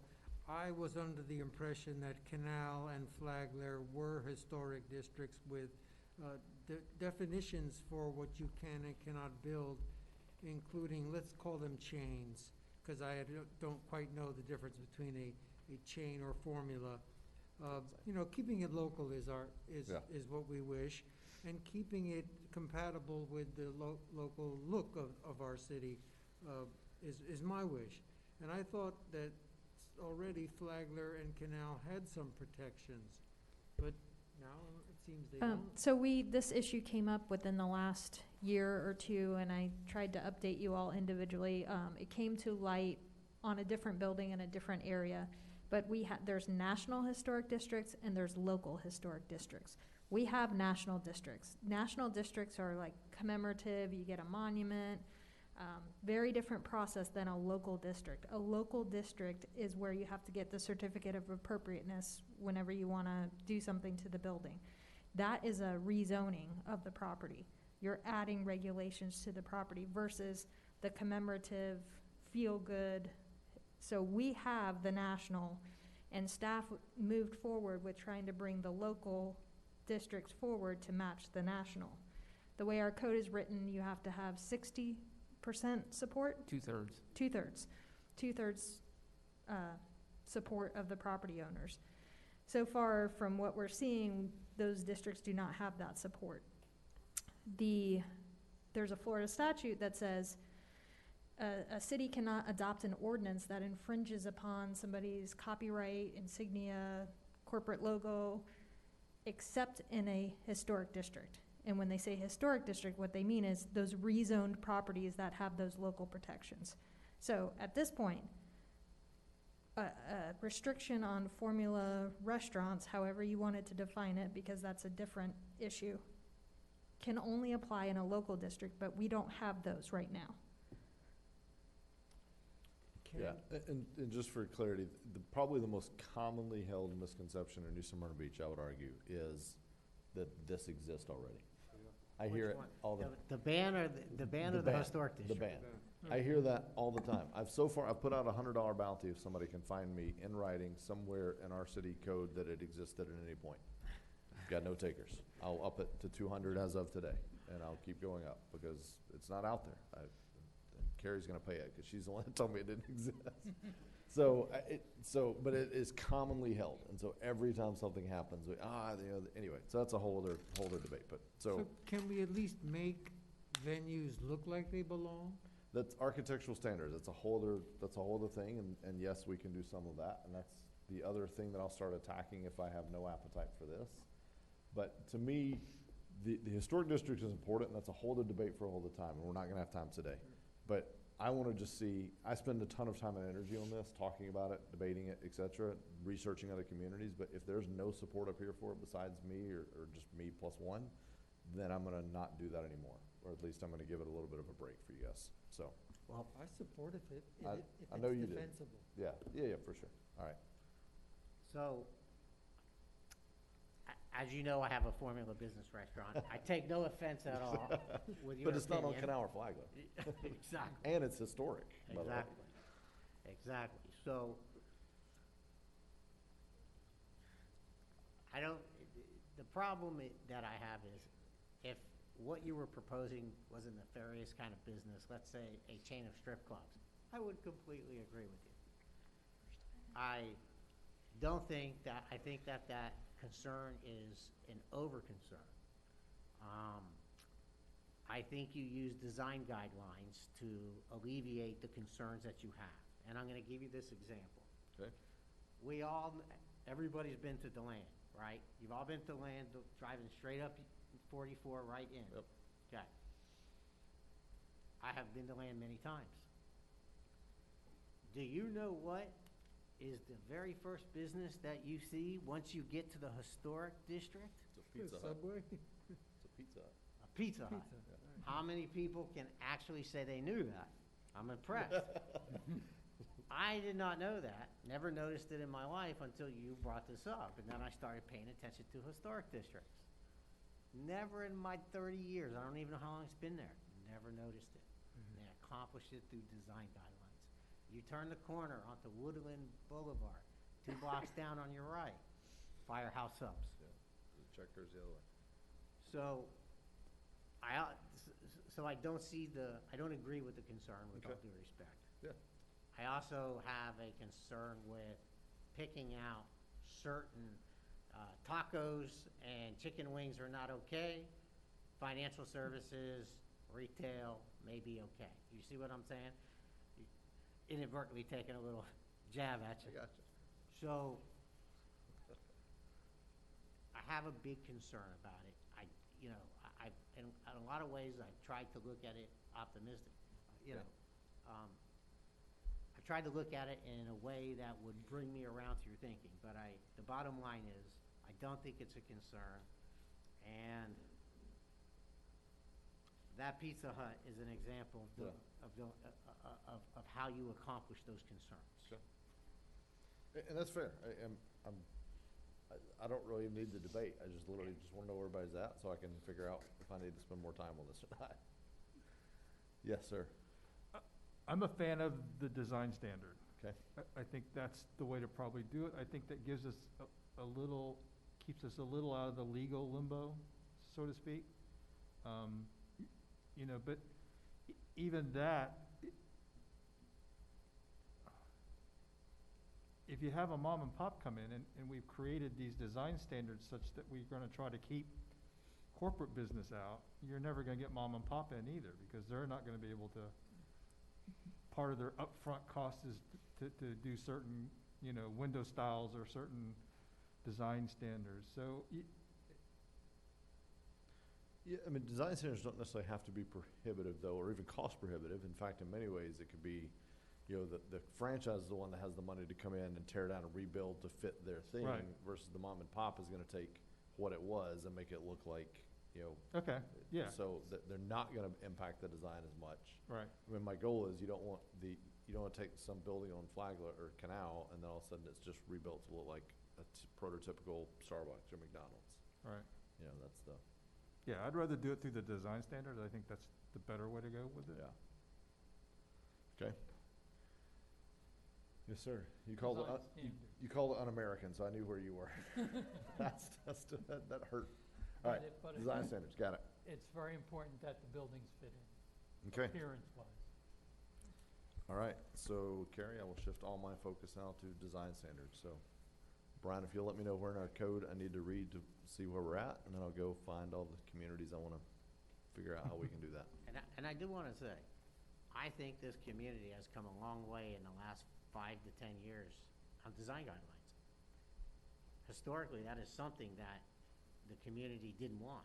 And I will say that, and I tried many times, but we get a lot of people in here, property owners, architects, but I think that's changed, and I think that we can accomplish a lot with design guidelines moving forward that historically we have not been able to. The Hampton Inn is a great example. I mean, I get rave reviews on the Hampton Inn. I had somebody, I forget who it was, but they were telling me, I had family come in town, I showed them the Hampton, they're like, oh, that's a Hampton? Like, that's what, I've said it all, I want to achieve that. If we're gonna have it, and outside of those two areas, we're gonna have it. I mean, we've got, there's talks of all kind of stuff out on 44. They've got the property rights, they've got the zoning, it's not even gonna come before us, we don't even get a vote on it, it's gonna happen. But we can at least still try to control those design standards, so it doesn't look like every other, whatever it is, Zaxby's or whatever it is.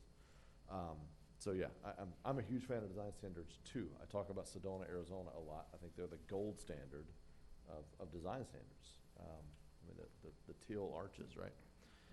Okay, thank you all. Solar feasibility, probably yours? That was Commissioner? mine. We did the study, we spent a lot of money and a lot of time on the study, and then just before the presentation, COVID hit. So in that study, there were a lot of the buildings that were identified as a return on investment. We're fixing to do some of those buildings, we're either gonna do some major modifications to them, we're looking at building new buildings for maintenance op that would also certainly have that. So I wanted to make sure that we had, same as you, we had that discussion. Do we have a consensus or not? And it'll drop off my list. So, And I think, Mayor, if you don't mind, I'm gonna just give you a quick update on where we're at in that, and then you could just lead to the discussion if you don't mind. Okay. Yeah, sure, go ahead. Okay. Not to go into too much of the detail, but we had UCF come in and they evaluated 17 of our buildings to try to get to net zero energy on any of the buildings, to totally use solar. They also gave us energy conservation measures, changing lights out to LEDs and a number of measures. The 4 buildings out of the 17 that they said could accommodate total building power needs, Coronado Civic Center, our maintenance operations facility, the golf course pro shop, and the sports complex maintenance barn. I've reached out to them again just in the last couple of weeks to give us an estimate on if we're going forward with the move for Smith Street to come over to Public Works, that we would have those 2 steel buildings. That we're gonna have one replaced and a new one for Smith Street, and then our actual administrative offices, if we could put panels on all 3 of those. We had a kickoff meeting with Michelle and our team and the airport, because we have to go through the FAA and get all the approvals to have the solar. So that's really quick, the first thing we're starting with. I think we never had a formal decision, but I think as we go forward, if we need new air conditioning units and all these, we should be looking at, the higher end energy efficient ones that they've suggested. We're replacing LED lights. If we have any other buildings as they need new roofs, that would be the time to look at solar if we can't afford it before then, so. I think things have changed at a national level. I think with the new administration, I think they're going more, you're gonna have 4 years of green incentives. Could be money out there available to us from a national level, local level, that may be available to us, so it would even drive these costs down even more, so. Remind me real quick, and then we'll go down the line. We also, when the UC presented, basically their thought was, and I agree, I think we all agreed, that they're gonna be able to tap into this large solar farm that's achieving the scale, and so at some point, we're gonna be able to say, the city is powered from solar, from this large, not on rooftops, but from this large solar farm. I'm not saying we shouldn't do this also, but is that still, where did that land? Does anybody remember? Or I've only been to one meeting on that, Colin. I haven't Okay. heard Yeah, any. they're, I think they're it's still, really, I think they're still going forward. they're still going forward with Yeah. that. I think Okay. the one you're talking about is actually on 44. Yeah, West. the plant, we're gonna be a part of it. I just wanna make sure we earmark that we, call it marketing if you want, but I wanna be able to say that the city of New Smyrna is powered by solar. We're buying the right kilowatts to say that we're powered by solar. And I as- think as a at city. some point, they were talking about having the utilities to be part of it and the utilities to sell the power. So Yeah. Yeah, when I initially started this, I was hoping that the utilities would get involved and actually use our roof space to do small solar plants. Yeah. To see the feasibility for them doing something on a larger basis. They've talked larger bases out west, maybe doing a small solar field, but this would give them the opportunity to field test some different types and styles and really get some true accurate numbers. Yeah. You know, and that was my original talk with them, but then, Okay. you know, they've since decided that. But how are you gonna tell me coming over their transmission lines, which one came from the coal factory, which one came from the solar factory? You know, power coming over a line is, If we buy, however many kilowatts, and that's as many as we need for the city, we can say we are Yeah. 100% solar power. I'm not saying I am Yeah. for the rooftop as well. I just think that's also a smart approach. Yes, sir, you had a comment. Well, for the new maintenance thing, as we get the thing going along there, yes, put solar up there, be a perfect roof for it. In general, I'm not in favor of retrofits, because they don't pay for themselves. And if I do remember correct, they did enter into that overall deal for the next massive Yeah. electric field. Yeah. And they should be able to tell us, and yes, we should take credit for it. Yeah. Okay, so yes on new construction, not on retrofits. In general, I agree with it. My concern is that when you do a true cost-benefit analysis, in a lot of the cases historically, it will cost more. So I've always been appreciative of the people who have bought Priuses historically because it never was cost justifiable. Now, I have personally spent a ton of money in LED lighting 2, 3, 4 times. And now it's finally getting to the point where they seem to have been finding something that works now. So the answer to your question is yes, I'm all for it, as much as we can do. But if it's not cost effective, then we need to turn this discussion into how much are we willing to spend additional taxpayer money for green incentives. I'm for that, but to me, it's not the discussion of Right. should we do it. It's yes, but what's our limit? What's our max when going into determining yes and no on the projects? I know that I think there were some city buildings, maybe out by the airport, some hangars. We put some LED lighting in, and then we had problems with them because we got out in front of this. We were excited about it, but they've been like my LED lighting at my business. It's all been replaced 2 or 3 times, and no one backs up anything. These Yeah. warranties, as we all know, never work. So I have no problem with being going aggressive as we can. Okay. All right. Last, I It think we- is, go ahead. it is a good move to try to gain a carbon neutral grid. I think it may not be cost effective initially, but it's worth trying since I saw a Hummer EV. Imagine, that must be a hell of a vehicle, but all the cars are now turning to electric vehicles. And I know Commissioner Hartman would like to see an electric station for powering cars. Also, a good effort. So to try and investigate this, if it's not a tremendous expense, I wouldn't mind seeing new buildings having, not retrofit, but put on new buildings. Okay. Did you get Yep. decent guidance there? Commissioner Hartman, it was your issue. I'll let you close it if you have anything else. No, I agree. I think with the study that they've done, they identified other buildings that maybe weren't 100%. The Live Oak Center, the gymnasium, where they weren't 100%, but we did get a good return on our investment. You know, if the projected lifespan is 15 years and we can make our money back within 7 to 10, then every dollar we save on electricity for those last 5 or 6 years is money that we're saving the taxpayers. Yeah. So I agree. I don't think we should just do it automatically just for the cause or for, for that thing. But certainly if we truly have done it, and I think it's gonna lend even better, once we get the first 1 or 2 of them done. They've projected what costs are gonna be. They've projected what kind of savings you're gonna have. We'll actually have some numbers that we'll have cold, hard facts that we can deal with. So,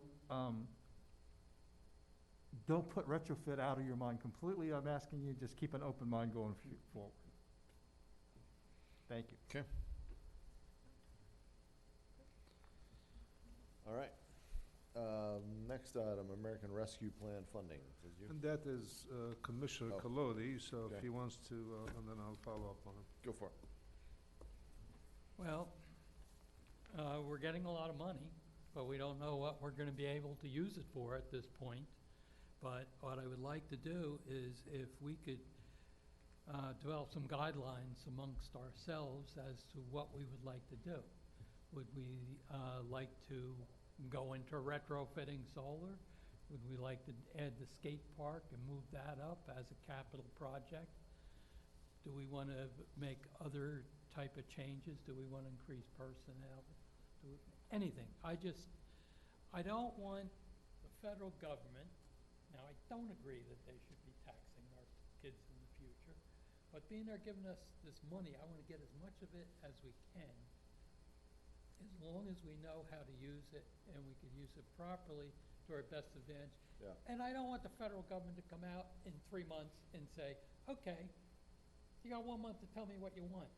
Takes us a long time to figure things out, so Yeah. I would like to start thinking along those lines. Okay. I have no particular thoughts Yeah. at all on Okay. it. I just want to get that process going. Yeah. Not necessarily today. I mean, Not today. We only got 30. I just want to Just draw want- it up Yep, that got we it. should look, and as soon as Khaled gets some Yeah.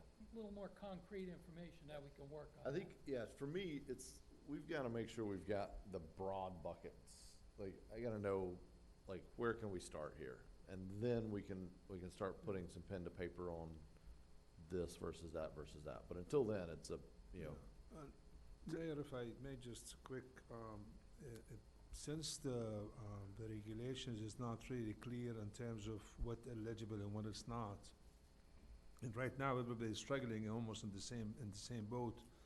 It looks like they might come up with something maybe at the end of May. But what I talked to the department heads and we'll be meeting probably sometime either late this week or next week to come up with a list of projects regardless of we think eligible or not, but have the list prepared. So this way, when we have a clear direction on the criteria and the guidelines, we could go through this list and say, okay, this one is eligible, we'll put it in. And because this $11 million, it doesn't mean we are getting $11 million. We have to have eligible projects up to $11 million, so. Okay. So, and I mentioned this to Colin, I think it would be good if the managers kind of got together and said, realistically, us, Edgewater and Holly and Oak Hill, maybe we collectively come up with a project that all three of us want, and we'd have greater numbers, when we try to do this. Maybe if we all collectively were gonna do, and just throwing this out there, septic to sewer, then it would look favorable that we're doing it in a large area, not just each small city. So, I would encourage them to have that conversation with some of the other mayors or city managers, so that, if everybody's kind of in the same page, I think it would give us a little more credence and I'm sure favorable that- outlook. I'm sure that will, especially with like say Ormond and Port Orange and these cities, they Right. have something globally to work with in terms of like sewer and so forth. Right. But we will be talking to our Southeast Volusia partners to see if we could have something that we could share with them. Yeah, because we have projects that are pretty close, such as the drainage projects that we might be pretty close to getting designs on. We have the big stormwater retention pit thing. We have the airport. We have lots of places that we could maybe put the money in. Maybe we could do the Smith Street, do the soil restoration, which I think we're probably going to need. I just want the thoughts to be out there, so we're not caught off guard. Okay. In my experience, governments do not have a problem coming up with where to spend money. No. I feel like we could, in about an hour, spend $400 billion if we really tried hard.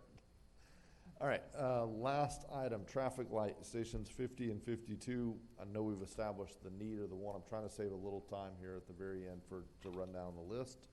So do you just want an update on that? I'm assuming this is your item, but that may be. So Brian, if you could share, how close are we? Yeah, I'm going to support the light for 52 for our next budget. Chief, I just want to thank you. On the same note, I saw the response times for PD at 4 minutes, not bad. If we, fires numbers are like that, I think traffic lights for the fire stations will help our response times, considering the fears of the traffic and all the situations we have. I'll continue to support that. Thanks for putting it on the list. So Fire Station 50, the design is complete. It is in DOT's hands. We're waiting for their permit. When they issue a permit, we put it out to bid, and then that'll move to construction. So we're moving forward with that. Fire Station 52 we met with DOT. They will likely permit a signal there. We're working with the future Hyatt to potentially have a standard signalized intersection at that location, which may be warranted, and they may have to contribute financially to the construction of that signal. So the city could proceed right now with our own emergency signal. However, it might be beneficial to wait to what I think would be a more beneficial project is to have a standard signal to control that intersection as well as provide the emergency access and pedestrian access and things like that, and it'd be less out of pocket for the city potentially. So that is obviously dependent on the progress of the Hyatt site. So it is impact fee eligible. It is submitted to the TPO list. So that project could move forward at any time, but that's where it's at. Brian, do you see any major stumbling blocks to the DOT accepting our plan? We met, they were open to it. Getting approvals through the DOT is a process, so it was favorable at first. Okay, thanks. But Commissioner Sack, just so you would, if you remember the one on 50, I mean, it was warranted, they worked with us, but it took a while for them to go through their process. So I just want to make sure that it's not going to be, even though they're, I guess, on the initial, they're okay with it, but it's going to take some time for them to approve it. Okay. All right, so I don't know about you all. I had a couple more things that they don't merit deep discussion. I was gonna literally list them out as things that I'm gonna be talking to staff about. They can talk to you all individually. We've got, I'd like to end early, but we've got a few more minutes here. So that was all the agended items, but does anyone have anything else? But it's gotta be brief. No other items? Mr. Sachs? Thank you. No. Oh, don't make me have the only one. Mr. McGurk?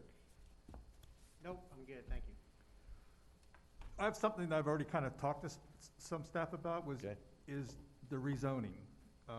We're required by ordinance to rezone our zones this year after the census. Redistricting, you mean? Yeah, redistricting. Yeah.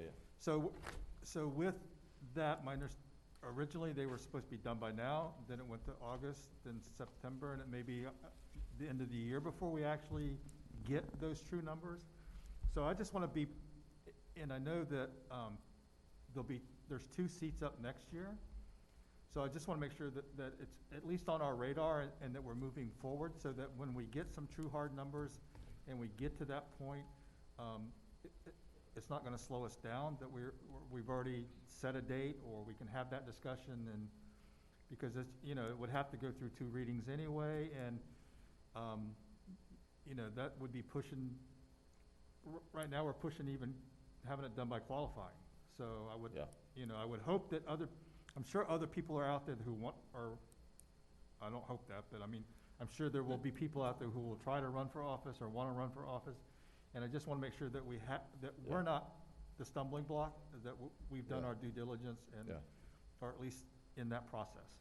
And, yeah, I agree, and my hope is that could move fairly expeditiously, because really, to me, the goal is just simplicity of the zone. And it really doesn't have, I tried to think, unless somebody can correct me, the only impact is, because we all vote on every issue, every citizen can vote for every one of us, so it doesn't have any impact except for who can run in a particular, you know, what race they can run in. And that's why it would be important to get it done well ahead of an election, so someone can make an informed decision if they would so choose to be involved in the political process, which, you know, nothing personal, but we do encourage. I think we would all encourage that folks would run for any of our seats. So I recommend Zone 1 and Zone 2 commissioners figure out who wants to run against me and make sure that we zigzag that little part of the street. Yeah. Take on all comers. I think there's there's some area over here, I think it is, it's just super confusing. It's like, I feel like it should be like your zone, but it's his zone or something weird. Zone 2 is confusing out west. There's some weird, so I'm hoping we can just block it, just make it real simple and easy. And I know you gotta do it by population, but anyway. Yeah, it's gotta be done by population. But what, if staff gives us something, my thing is, whatever they recommend, I think we can push through that pretty quick, because, So all right. would you rather, Mayor, on that topic, would you Yeah. rather for the staff to do a proposed district rezoning, and then set up a time with the commission for you to look at, or would you wanna discuss first and give us your input? I mean, how you wanna? Yeah, I would wanna see it before we made the change. No, I'm saying, okay. so It I'm also saying is- has to be available to the public for inspection and comment not less than 1 month before the first public hearing. Okay.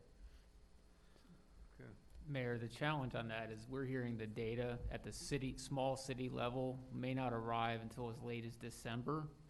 Okay. So that's probably past the time when some people for 2022 are either thinking of or filing. So even if we turn that around very quickly, get the redistricting done in the first quarter of 2022, you're still looking at a potential compression of that cycle. Yeah.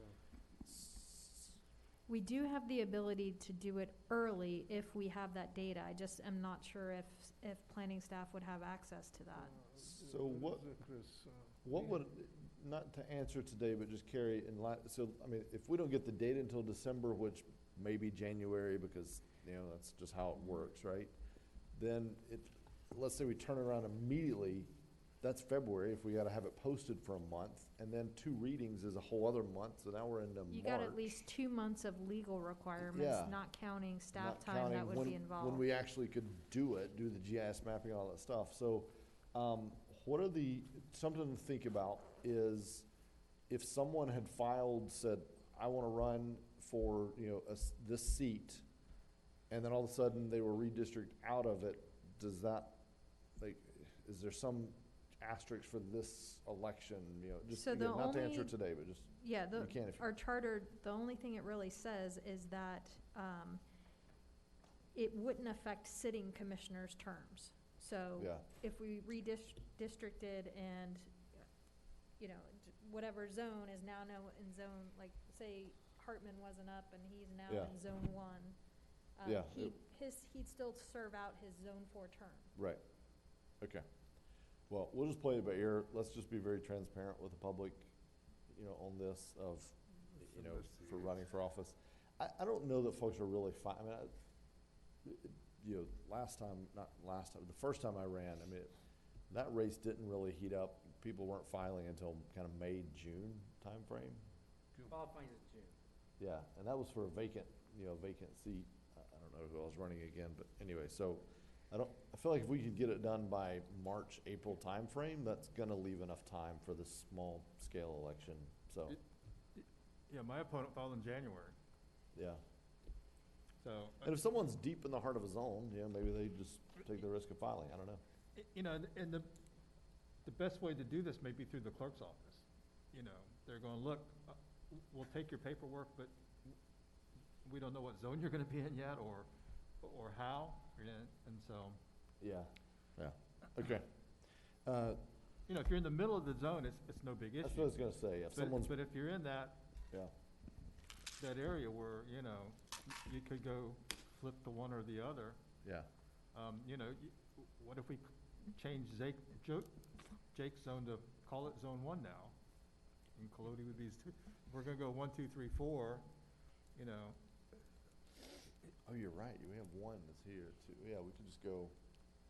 Some So- suggested all of Beachside be one zone. Well, the population though is the issue there, you just have so much density. You look at it geographically and you start making stuff, but then you figure out the population, and that's where you get the zigs and the zags, because it's gotta be roughly equivalent. Zones 1 and 2 are gonna get bigger geographically because everybody's out there. Because there's more density Out west there. now, for sure, yeah. Yeah, In well, the middle, Zone 3 and 4 are gonna grow tremendously. yes, yeah. You're gonna compress.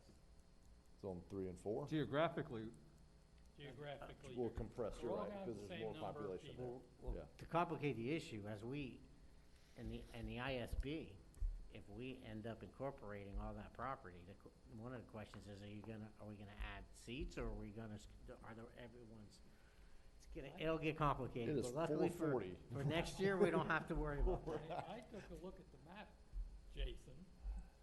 You look like a good candidate for Zone 1. For zone Just because you may wanna bail, don't drag me into that seat. I like my zone. Your zone, you got a lot of high maintenance. My zone's a crazy zone.